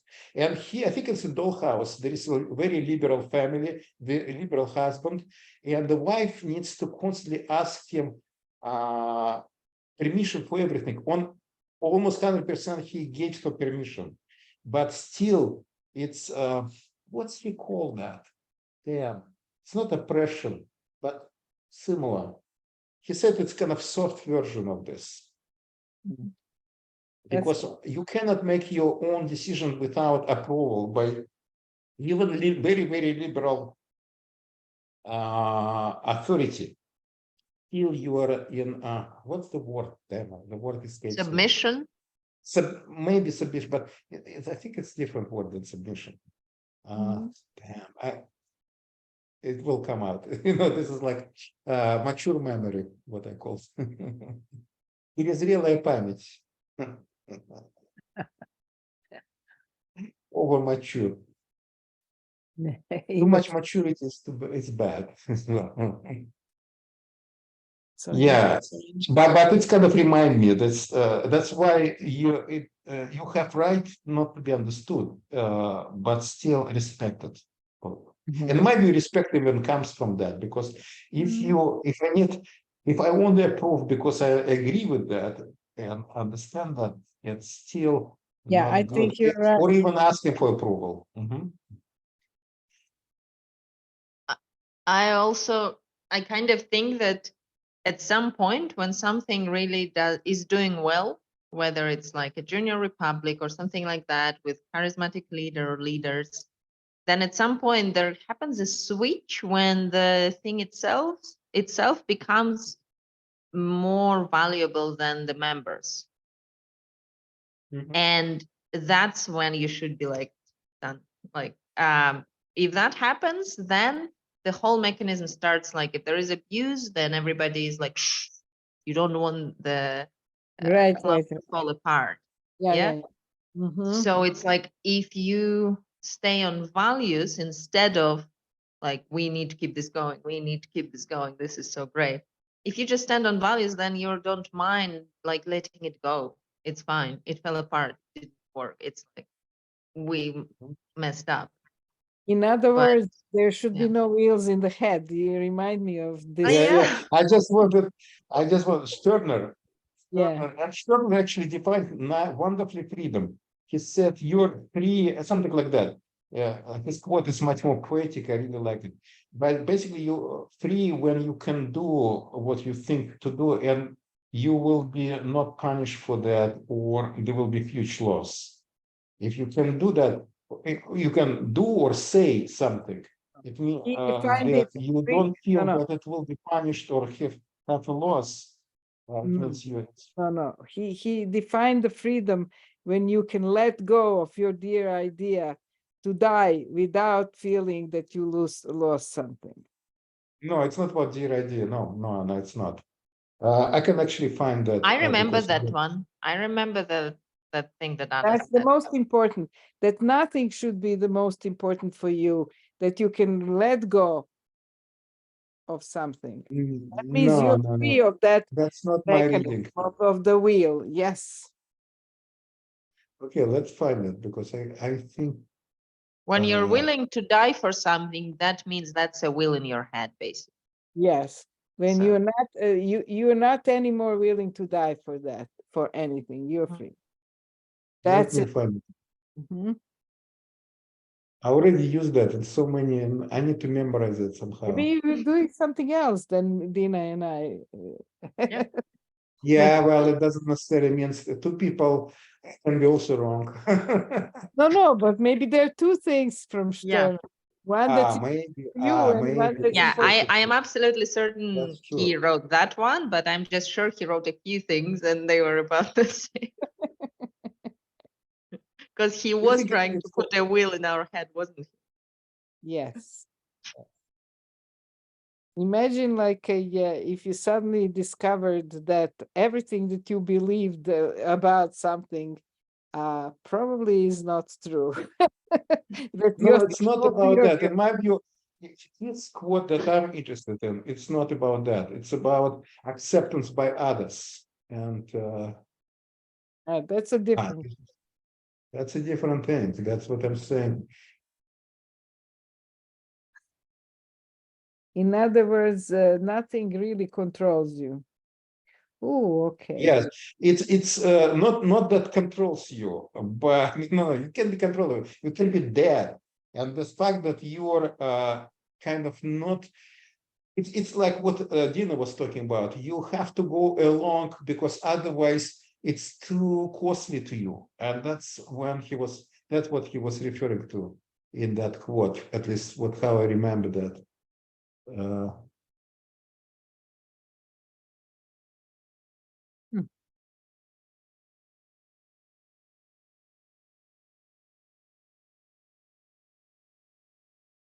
Yeah, where is that? And I don't remember what word I'm using on the freedom, but I'm not sure it was the word freedom. Hmm. Okay, no. Let me just open that book. Let me find Turner. I'm looking for the, I make a lot of underlines and I'm looking among them.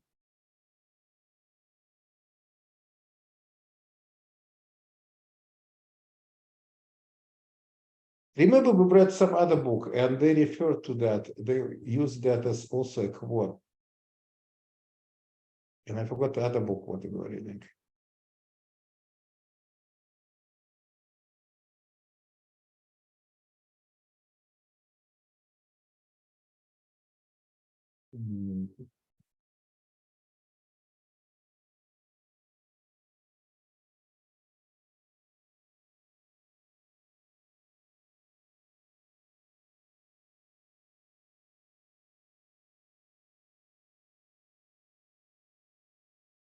Hmm. I think, yeah, I need to go check on Neil. Okay. How Neil is doing? Hmm? How he's Yeah. doing? A big He's- boy. Yeah, he's almost Is- 3. He's 3 in a week, Yeah. but he woke up, so I need to go. Okay. Well, thanks. And she will. You will come back. Okay. In this case, I will keep searching. The ending in Sterner. I forgot what was the word he was. Okay, maybe.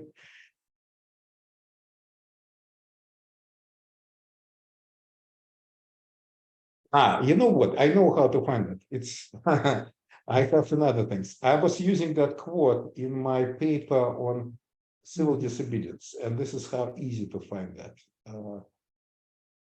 Okay, that's how to find it. I'll find it in a moment because it's easy to find this way.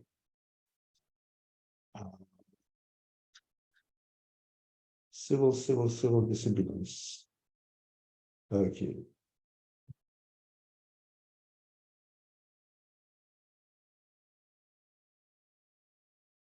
What's his name is? Sterner, right? Hmm? Sterner. Oh, I didn't use the quote from him. Sterner, I thought.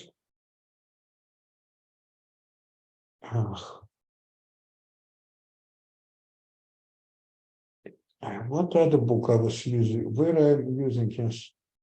Okay, I know how to find it. I know how to find that.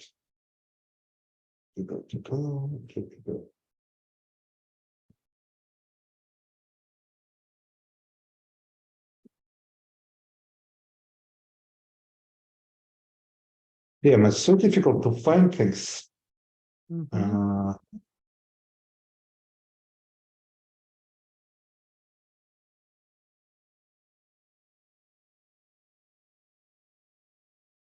Maybe I found it here. Okay. Yeah, okay. Okay. Find. It's another paper that I'm using.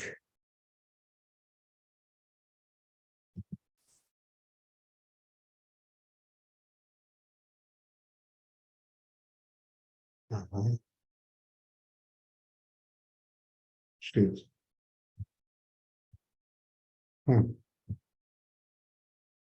Okay, no, it's not there. Not in this paper. Maybe here. Okay, maybe here.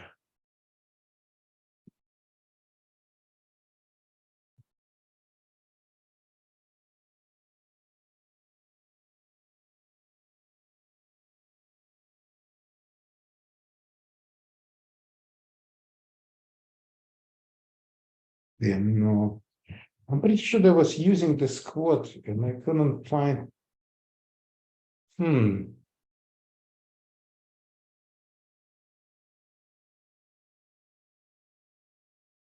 Maybe it's here. For sure. That's what I found. I'm pretty sure it's here. Okay, good.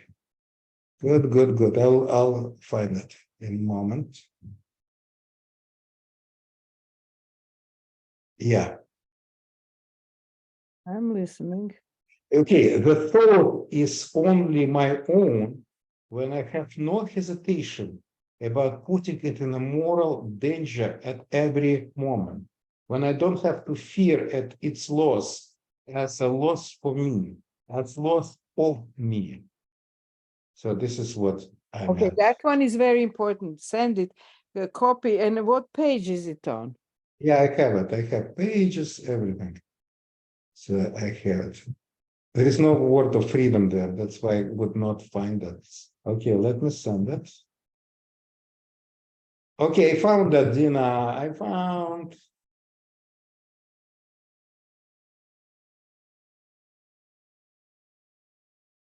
There is italics is missing there, but it's okay.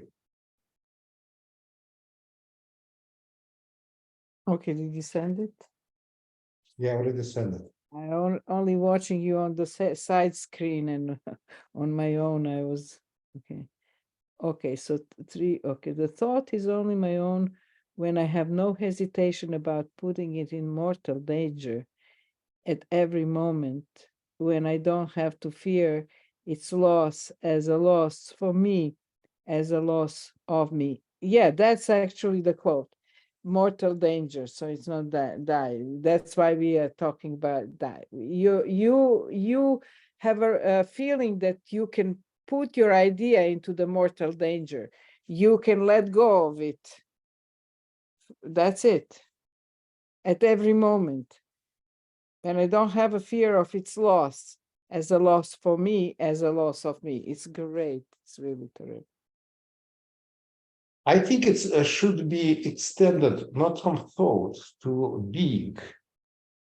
And when you live full life, when the life is yours in a way, when or mine, when I'm not hesitate about putting my being in mortal danger at every moment, when I don't have to fear its loss as loss for me or loss of me. You see, it's bigger than thought. Thought definitely part of that. It's about more than that. It's about feelings. It's about being in a way. I wouldn't agree with that, because I think if you kind of like can put your being into the mortal danger without any fear, it's almost like you don't feel yourself. I think thought, I think idea, No, it's bigger than that. but not Like, for example, I'm right now in underground in my university, and this is not good because I'm in mortal danger and I have to hide this. I cannot talk about freely about that because I cannot show that freely. I have to hide that, and that's why it's bigger than thought. It's kind of sense of underground, and this is not. Yeah, in that sense, yes. I know that feeling. Unfortunately, I did it. I did what to be free. Exactly that. I put myself in mortal danger in my university, and then had And to. you were crushed by that, and this is what makes you not. The whole situation is bad. Right, right. I was Because crushed there was a institution. loss of you, a loss for But you, and a loss of you. no, I would have been crushed if I wanted to preserve my Well, and you were crushed. That's why you you were crushed. You were pushed away from that. They could not fire me. It was my decision. Well, but you cannot say that. You resign, right? So Yes. it doesn't matter. It's just you have to. You cannot continue what you were doing. No, not there. Not there. I'm doing it in a different way. But exactly because I was I had no hesitation to put what I was doing into mortal danger.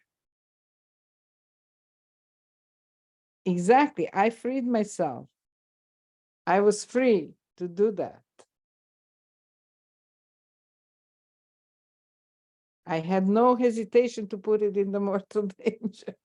But again, it's more than thoughts, in my view. Yeah, you're right. You're right. It's more than thoughts. To say to Dina what's going on. I was working in a a small college in Philadelphia that was run by nuns. Very, in many ways, very liberal and great place, but still very, very Catholic authoritarian. And I started as Eugene was developing, we were together in a way developing how to create this open education on the higher education level, how to create this open syllabus. And I was starting to experiment and doing more and more of that. And then the time came when my college had to go for accreditation from the state and wanted then to standardize all the syllabi, all the everything had to have, every class has to be completely closed. Everything had to align to skills that we are going to teach that were ordered. And basically they told me just put in the dates in the semester. And I said I refuse to do that. And they could not fire me because I had tenure, but they took courses away from me and put me in some back department for the it was not regular education, but prolonged education for people who never finished college. I mean, I had a great time there, but because there were no pressure like that, but they were constantly observing me on the surveillance and this and that, and I decided that I don't want to live like that. I mean, I could have, but I then resigned. I found that Petit's term that I'm searching for, it's domination. And that's what creates this domination in this, that George probably created this domination in his Dina Republic. Dina, you want to say something? You need to unmute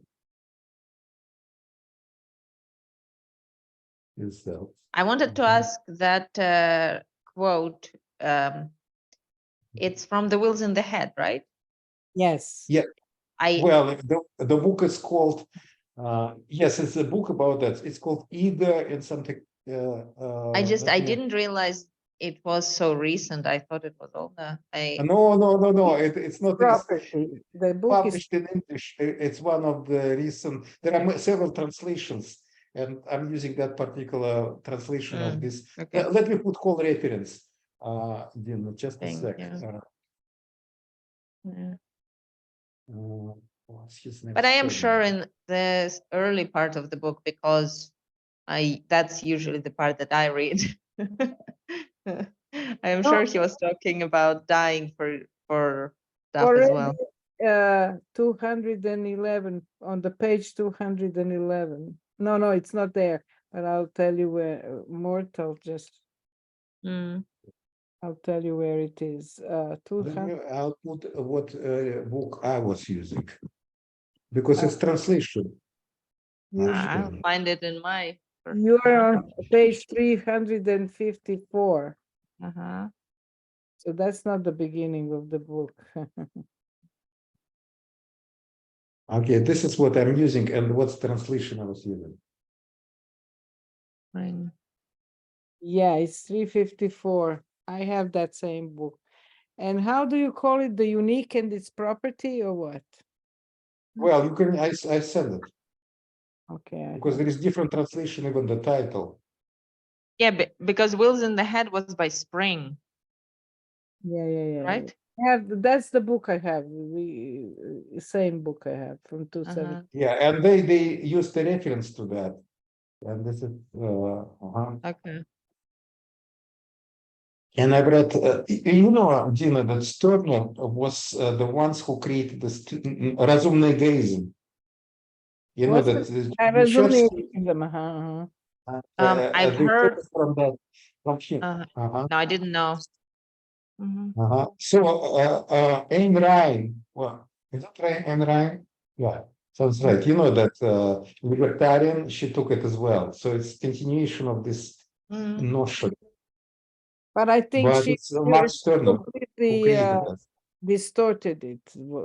His thoughts. Well, it's at least her interpretation. I'm not. I don't know. It's interesting. If she lived it, it's interesting to ask her. Well, because he might like it, might not, I don't know. Interesting question. It's so nice. Like it's been 2.5 hours and I'm not dead because it's so late. It's not. It's usually I'm Good. used to being completely like incoherent at the end. Oh, it's 1 hour more where you are than where No, I am. it's now completely fine. It now is like woo, no time at all. I see. It's Well, just let's still, usually I am completely dead. at this you know point of what, the in my view, for a long time, this is a very rich book to discuss. It's too bad that you didn't read that because in my view, you would notice completely different things that we didn't discuss, I'm pretty sure. And if Mark read that as well, Right, it would right. bring many other issues. Mhm. Yeah. Yeah.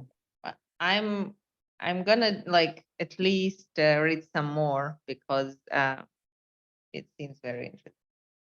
Yeah. And Bob is right. I agree with him. It's not well organized, and it's not, how to say that. There is too narrow analysis that it's done by that book, and less interesting in my view. But I mean, this exploitative things, which is we didn't talk much about, although we're talking about this exploitation in different ways.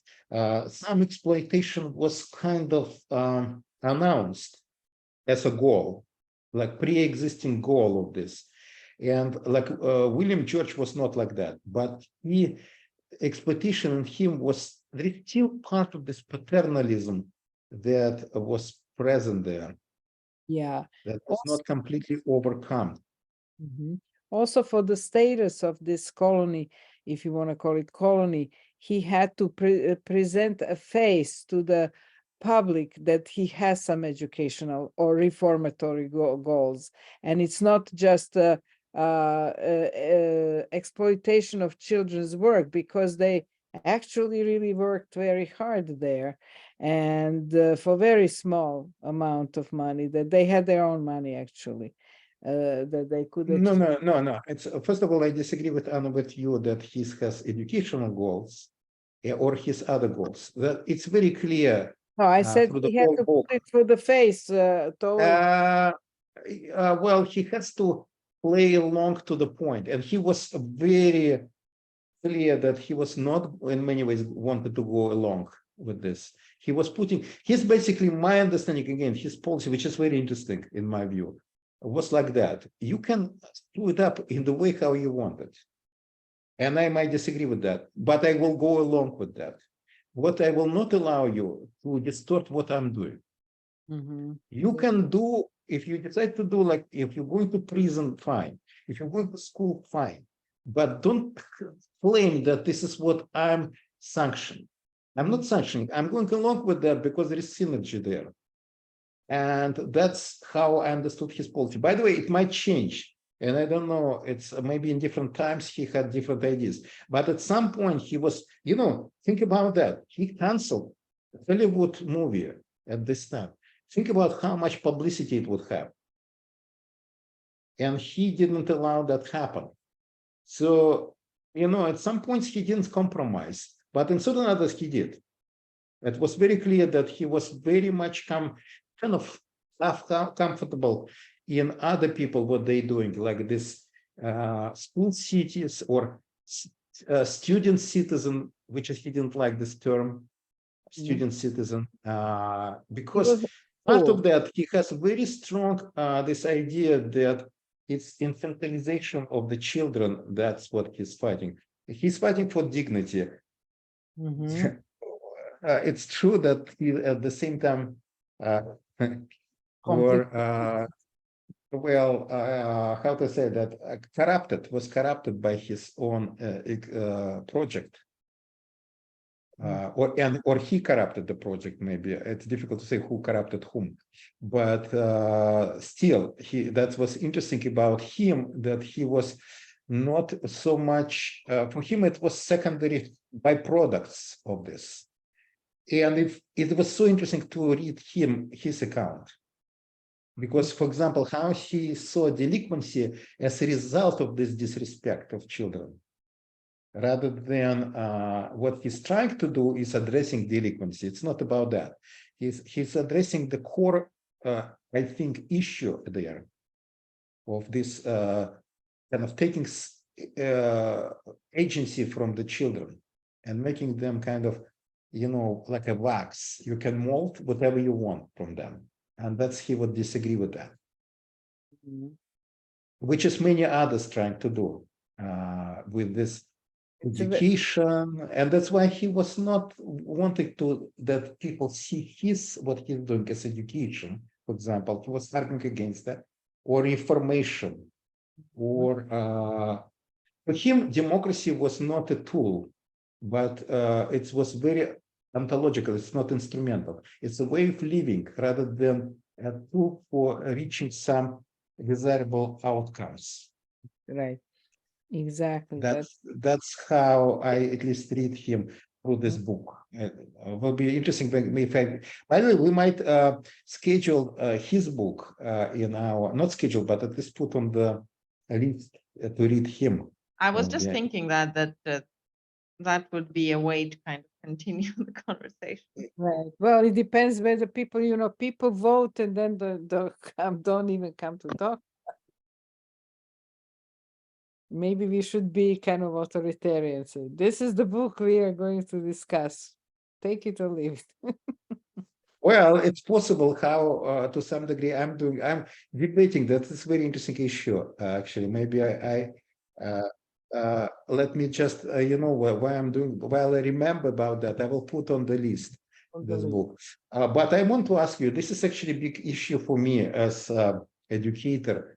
Like in my classes, students who vote about next topic, for example, are only students who are there in the class, who came. It's possible to vote, technically speaking, they can vote even they're not there. But I don't know if it's ever happened. It might, because I sometimes might not know about that. But still, I'm back and forward. On one hand, I think it's right.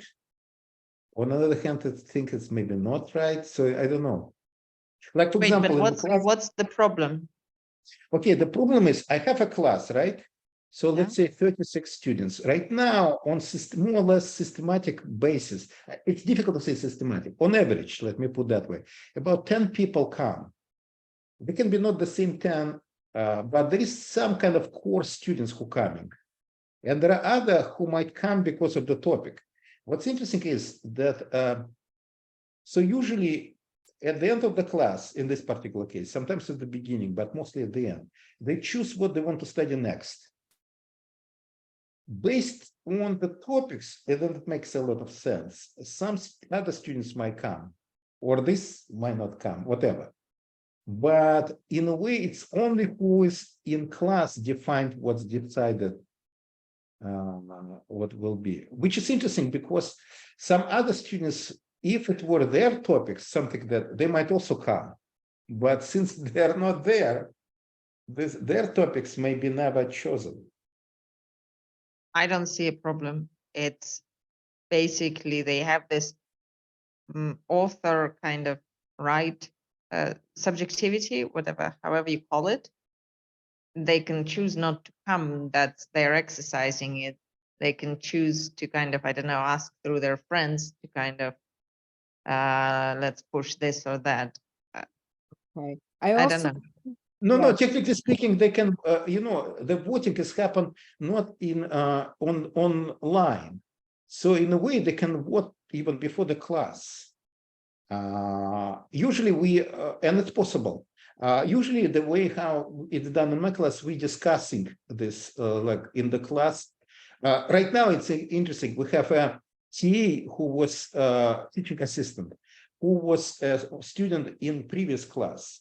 And she's right now started giving public kind of, I don't know, sharing what was studied in the whole class and what she would recommend and what she would not recommend. Then the students discuss in the small groups what they would want to choose and why. Then they make speeches about convincing each other what to want to study and why. And then at the end, they vote. At least this is how I presented that. Of course, they can do whatever they want. They can vote at any time if they want to choose. But my observation that it's rarely, if any, students are those who don't come in the class.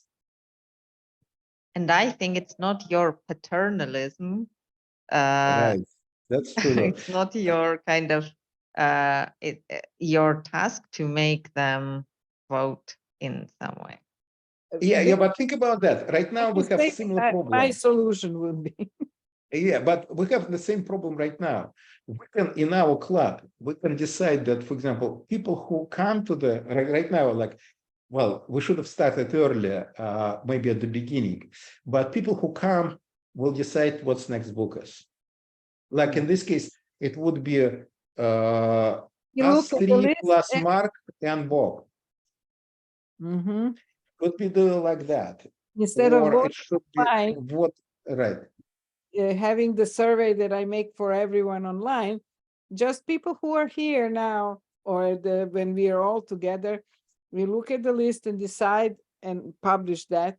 And that's what we're doing actually in the movie club too. Yeah, in the movie club we're doing that. Mhm. So There is for your classes, for the undergraduate, even graduate, there could be one other thing that you could discuss with them when there's still many of them coming, or in the town hall meeting, is that especially for those people who are, for whatever reason, decide not to come. But if they really, really, really want some topics because of their own projects to be discussed, to make sure that they somehow talk to everyone and persuade them that to schedule it sometime. That's it. I don't understand. I know that. This is in my view, that's their kind of. But that's their responsibility, yes. If they see any topics that they would really like to be discussed, and they would come for that topic to make sure that that topic gets on there, is that they first of all nominate those topics, and second to then vote for those topics. One thing that I can do, which is I'm curious, maybe next time I will do it. Try to experiment just before each. The problem is, this is what part of my dilemma. Should I, for example, send email before the class, like meeting of the class? Hey, people who will not come to the class, vote. Feel free to vote on this. On another hand, I don't want that because there is no real-time discussion and trying to convince each other and stuff like that. What's your desirable result? What do you want out of it? Like, this is a good question, Dina. I'm so glad that you're helping me by asking this question. I don't know, I kind of feel that, how to say that? What I'm afraid is alienation that emerging alienation that I could kind of mediate that. On another hand, my another concern, opposite concern, and you're talking about that, is paternalism. And this kind of two things are, the problem is, think about that. I have semesters very short. The whole experience for them very new. And they live in the whole other, everything in their life is actually autocracy, and they have to be told what they must do. And that's why I'm asking, what's your desirable result? You just said about what's emerging, but you didn't say, what do you want as like, do you want an 80% of people coming and voting? No. Do you want 100%? Do you want what? Okay, let me tell you what I want. That's helpful. Good discussion. What I want is them to make informed decision rather than things. They're not making any decision. It's just like things emerging, either based on the history, based on the many other things. It's just emerging. How do you know that they're not making a decision? I don't know. That's a good thing. I don't know. That's why I'm struggling with this. And but many things I see that emerging. There's so many things that emerging, and they accustomed to live in the life that emerges, and they accept that. It's just like because holding and imposed on them. There's two things: imposing and emerging. And this is a huge part of my students' lives. That things are imposed on them and things just emerge. And Not in control. They are not in they are command. not in control of their life. And that's many things. And many of them make comments, the ones who, in my view, very successful, for whom that experience successful. One of the big comment is how much they thankful that for the almost the first time within this idea of education, that they still kind of become in control of their life. It's kind of they start owning their life. And that's, I like that. And I would like to make more, but there are certain things emerging. And there are many things that happens, not because somebody even discussing that, they're out of discussions. Like, for example, out of what, it's like, we're doing it in class. So it's kind of, it becomes like, there is rain. We, like, nobody think about rain, nobody discuss this rain, it just happened. And the thing, I think it just happened that we making decisions in class.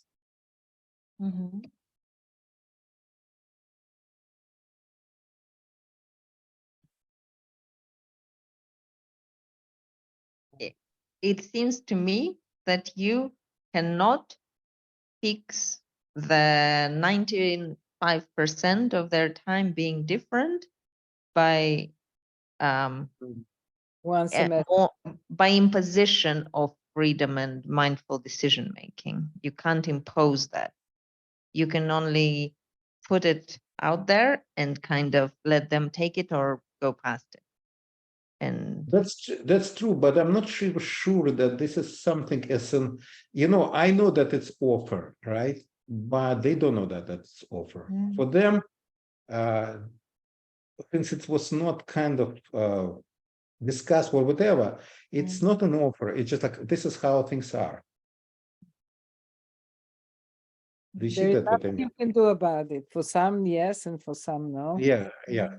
And I don't think And some will come, I'm surprised, like I had a topic, which is suddenly, that was for me a very uplifting, because suddenly completely different students come and they come for the topic, which means that they also monitor that, that there is new topics there and they like this. By the way, the topic was, Anna, for you, since it's about diversity as a socioeconomic class in education.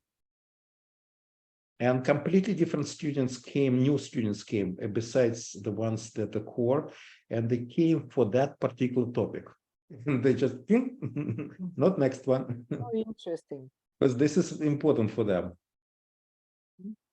but I think that's exactly that's what's going on. That's what should be going on. And like, I wasn't coming to the meetings, these meetings, for example, for a long time. I was monitoring what was going on. Right. I was looking and either making a decision on oh no, I want to sleep, or no, I don't want to read this book. But I didn't feel obliged to message I'm coming, I'm not coming, because there is no obligation like that for me to do that. Yeah. That's right. But Dina, you still participate in selecting the book outside. You're not coming, but you participate. No, only sometimes. Whenever I feel like it, whenever it's like, this email came when I have a minute, I'm opening it. Okay, I'm gonna vote. I never do it as an obligation. No, I'm not talking about obligation. I'm talking about you see, you saw interesting book and you want to discuss it. But on the other hand, you saw that there is no interesting book for you. You even don't know how to vote for that. In this case, why to vote? It makes sense. But if you have strong preference, that's a great book. Like next, I already put that book about Junior Republic. So if you saw that, from the title, I didn't know what it was, and I thought it was some kind of free schools, open democratic schools or something like that. And when I started reading, I was completely surprised. I didn't think it had anything to do with democratic education, with I just I had zero idea what it was about. Yeah, I actually thought it's about type of childhood or something like that. Yes, I thought it Yeah. was childhood development or something. Something like that. And I Yeah. was interested, but not highly interested when I was selecting that. I decided, well, I don't want to read about childhood, kind of historical view on the childhood or something like that. But it was not about that. Although it was a little bit about that, but primarily not. It was so interesting. For a long time, we didn't, in my view, choose such an interesting book. So to come back to your class, it's like you're fishing for something very specific in a huge sea, you know, it's like, and it's fine unless you want your net to come full every time. You know, you just can continue doing what you're doing with some experiments, but like nothing major, because you're not in a cage with full of fish where you're just kind of grabbing them. You're really doing something. Let me give some interesting encounter that I had with the student. Very interesting. There was a student who is not an education major, and her major is in nursing and medical nursing. It's not like nursing, it's mother nursing, but it's like medical, becoming a nurse. And actually, she want to become a doctor actually in her future orientation. But she's in the diversity. She's interesting. She's mixed race. She's half from, I think, Haiti, and her father is Black, African American actually, and so she's interested issue for the cultural diversity. The problem in nursing, there is no classes like my class, like in education. For some strange reason, issue of diversity only at a professional level only exists in education at the University of Delaware, at least, despite the fact that there is journals of cultural diversity in like business and nursing and many other things, but there is no special class. Oh, that's okay. So that's her reason why. We choose, I have different educational regimes that they can choose. She chose something that's called opening syllabus. Opening syllabus is the class that kind of I designed for them, but with a lot of decision making that they made. But nevertheless, they follow kind of my design, although they can change that design as well, actually, if we want.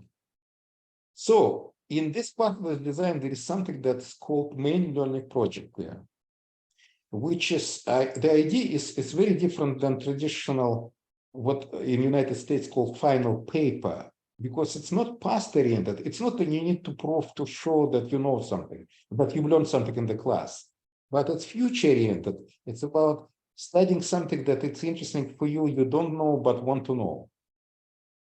So she came there to me, she wanted to meet with me, and she said, like, what exactly you want from me? And I said, what I want from you, only one thing, what you want from yourself.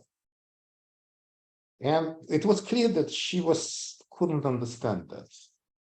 And we were in circle, talk about that, until suddenly she said, oh, you mean it should be meaningful for me? Yes. So should it be on education? I said, okay, return to the principal one. Is it meaningful for you? She said, no. So it should be not on education. So okay, and she gets so excited about that. But we spent more than an hour going in the circle about that, because it's a mindset that she needs to please me, and she needs to feel like, tell me what you want me to do, and I'll do it. And it's like, oh, that's not about what you want me to do. It's like about me. And then she got very excited and immediately, like, of course, she didn't need me anymore, because she had really clear idea. And by the way, several exciting ideas what she wanted to do. and was rooted in kind of struggle with her life, and then it's just because actually I thought that she kind of almost like empty in a sense that nothing is interesting for her. But it turns to be there is a lot of things interesting, but she constantly trying to, like, we were living in parallel universes. In her universe, she's constantly trying to hear for me to say what I want. Like, okay, there is blah, blah, blah, blah, blah, but beneath of that blah, blah, blah, there is real things that are wanted. And of course, in my life, it was completely different. And suddenly it was kind of, she realized that that's not what it is. When what it is something is really exciting. And immediately she doesn't need me any my help. She's like, I know what to do. I just like, that's great. And she starts sharing, and not for the because she wanted to ask for help, just because she got so excited. She was just to share what it is about. And I was also misreading her, because I was thinking that she, she just like, I don't know what I'm interested in. I don't know. Because of course she knew, but she didn't know that it's actually what it is. That's possible for, in this course. Not only possible, but it's that's Outside the of only the thing. sphere of what she thought this course is, Yeah. or whatever this would be about. Yeah, and this is what I'm constantly struggling, that many things that in this class can be misinterpreted and will be misinterpreted as something that just because there's not much ownership for them. But I think that's okay. Maybe that I'm always like a pendulum swing between these two kind of things, between paternalism on one hand, and another one is kind of hands off, but it's not good hands off. Because what it is, this kind of emptiness was taken by the broader culture and broader life of them. I do think that it would be good for you to it wouldn't be maybe in percentages or anything, but kind of to write down how do you want the students to be at the end of the course, like just jump ahead and think about like how do you want them to be, what do you want them to know, what do you want them to be able to do, like what's the outcome of it, what are you doing it for? Well, I think I know what it is, which is I want what they want. Figure out like what they want. That's the only thing I want. Them to Nothing else. figure out what they want. Yeah. For example, some students have some options that's called prisoner of education, which is they kind of feel that this class is like not needed them and very oppressive, and they kind of interrupting their lives. And in this case, they just need to tell me what's great they want. Usually they want A, but not all, and say goodbye and kind of, and that's it. But do you want all do you want all your students to know what they want? It's not like I want them to know, but I want them engaged in thinking about that, what they want, what the hell they want. And that's not the small thing. Yes, I want all it's of not them small at all. Yeah, and it's all of them. I want that as much as possible. And of course, it's not I want them to force to do that. Even to say I don't want to do that, to know what I want, that will be enough. No, but that changes it. If you want on the meta level, right? If you want as many as possible, to engage a little bit, that kind of changes it. Then yes, then you need to constantly I don't try want to engage them. No, I don't want to engage them in my class. Them to get engaged in thinking about what they want. Yeah, I want them to engage in thinking what they want in the education and part of that in their life as well. Because yes, and in a way it's forcing them because they need to make choices. On some level, yes. You're forcing them to make some choice. Yeah. Even even just say, I don't want to study this. This is a choice. That's it. yeah, or I don't want to make choices and I will stay in the default choice. That's also possible. But again, it's forcing one way or another to do that, to make this choice. And this is And very, at that level, I'm satisfied. But of course, I kind of more satisfied if they make because there is many things. Is the question is I don't even know how much they're making choices, even when the right choices there. And of course, there is nothing much can I do, but certain things I can do. And it's a irony that you're really like a salmon. You're trying to swim up the waterfall with them, and that kind of a complete change is first of all very disorienting for them because they live in one regime, and for some of them it could be just like what we always talk about. They would say, oh, okay, this will be an easy class. I could cheat a lot. I could say that I'm doing something and just kind of like and really not change anything, but you can't do anything about that. It's at least it's some kind of an offer, as you say. For some people it will be meaningful, and for others it won't be meaningful, and that's it. yeah. Can I also ask, at the end of the class, do you have some sort of an, I don't know, form, like reflection form or something like that? Yeah, Like, yeah. It's actually my university has it. Yeah, and so it's anonymous. but do you make it? It's a part of the make me and the university. Yes, we did it kind of. So university has things, and I cannot change that, but I can add things to that. And I did. I added certain things.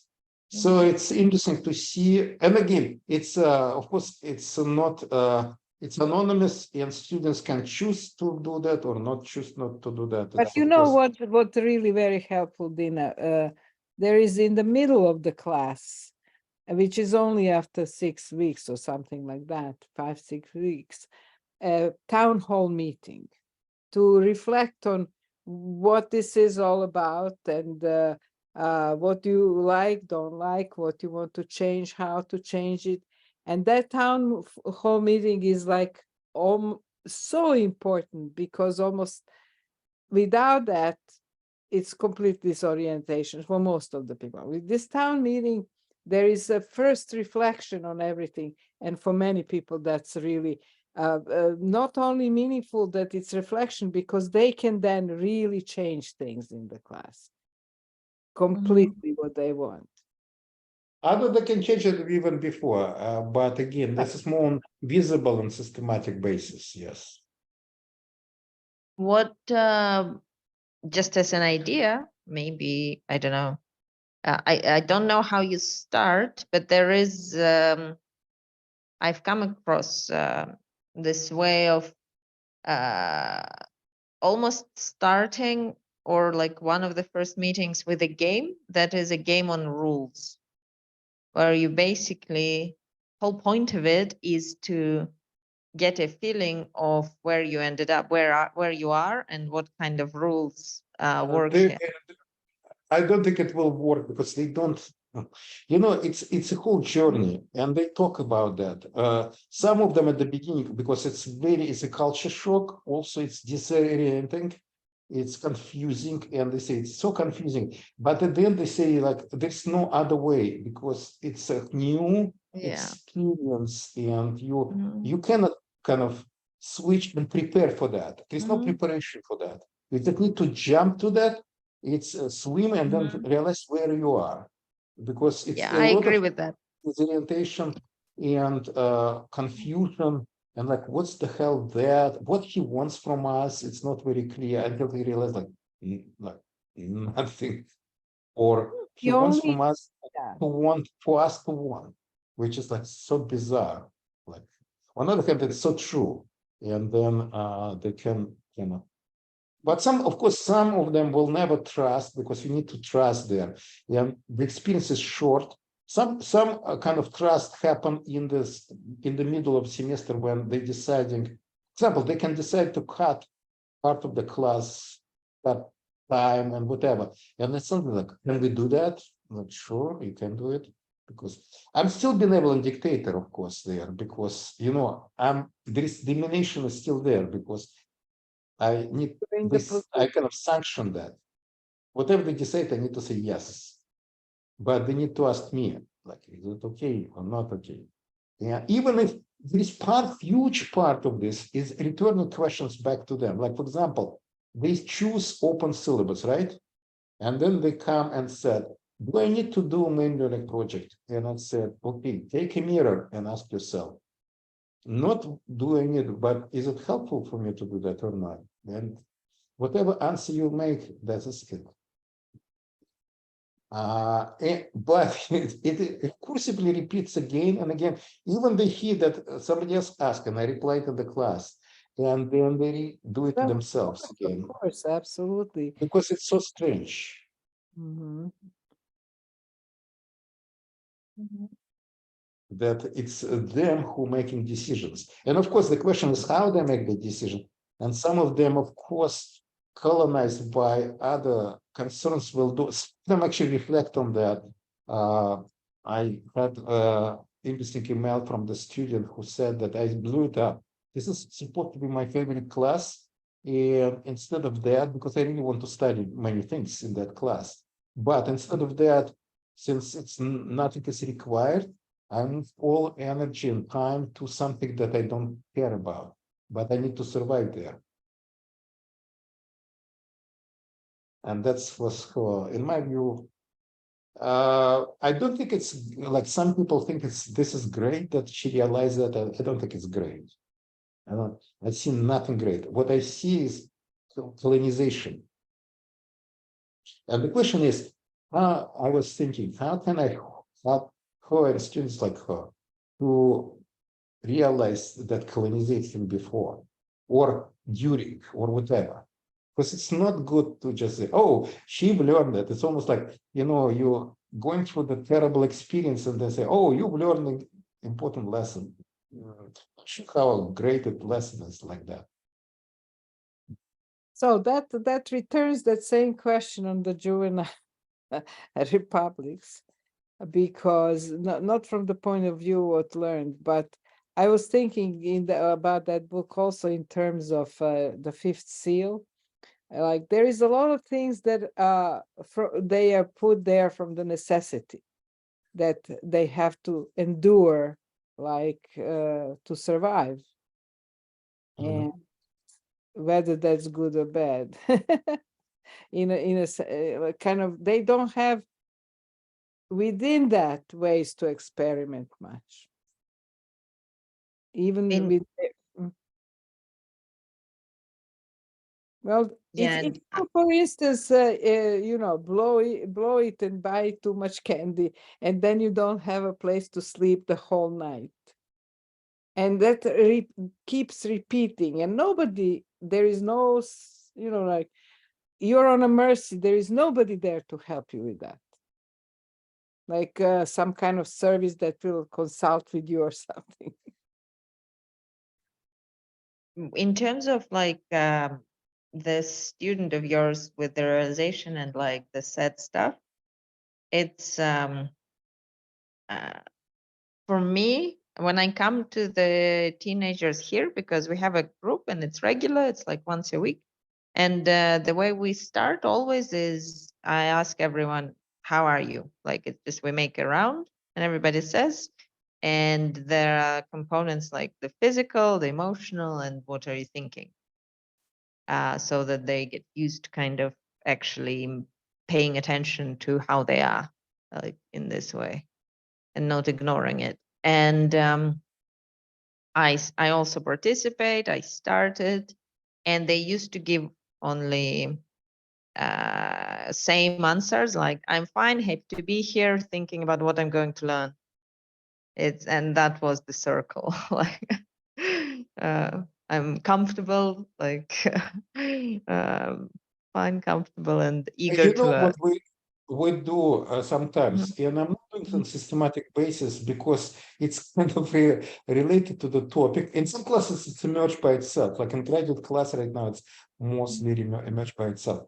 The students require that, but in some cases, it really like previous class in the fall. One of the first topic that student choose is the anxiety. Issue of anxiety in education. So, and of course, the part of the discussion of the what causing that anxiety, what type of anxieties, and so forth, why anxiety exists, like as a human experience, and so forth. When it's good anxiety, when it's bad anxiety. But part of that is how to address anxiety, and I'm like introducing, so for example, this activity of emotional meter, which is I pick up from the teachers. Elementary school, some American elementary school teachers do. And actually, this time I introduce it in different ways. On the we have that what I call class board, which is it's projected part of the web on which everybody can write. It's like Google Doc a little bit. It's like a version of Google Doc. So I created a different emotional state there. Not very many, maybe 8. In different colors, depending on kind of like something positive, negative, whatever, something like that, or exciting, that like you feel. And the question is how I feel right now. And the students put there in different, like for example, hungry, or stressed out, or depressed, or laughed, and so on and so forth. And initially, I was doing that just for the sake of the showing them how they can do it in their own class. And then we discussed why, of course. Why do you feel like that? By the way, you can write in several places at once, which is an interesting situation when students have very complex emotions. The set things, anyway, second class, I didn't do that. And they suddenly said, like, why are we not doing that? I said, oh, you want to do this? So we start doing that every time. And it was very helpful. So my TA, for example, said, why we didn't do this class? I said, well, because we didn't study anxiety. They didn't choose, by the way, they right now chose that almost at the end of the class. But anyway, maybe I should do it all the time. I don't know. But it was helpful. Yes, and I want to finish. Basically, very often now that we've been doing it from some months, they are much more open, and they normally say how they feel. They say that if they're sad and why, and if they are a bit ill and all that stuff. And they also say that they're hungry, and they are almost always hungry. And it's like, I can't just start, if I have something naturally, I'll share, but I'm not going to kind of take it on me to feed them, because that's not on me. So it's a bad situation. I still want them to know it. I still stand by the exercise. Right. But there's nothing I can do or say except I'm so sorry that you are. It's like, so there's that. It's like, yes, it's not great, but it's also still valid in the big kind of picture. To me, that's how I see it. One thing that it was very clear pattern was that most of the negative things were coming from them being in school. And some positive is because they're not in school. Like, for example, it's a break, so we not have school. And also they find in many positive things, like, for example, when I'm happier, there is no reason for that.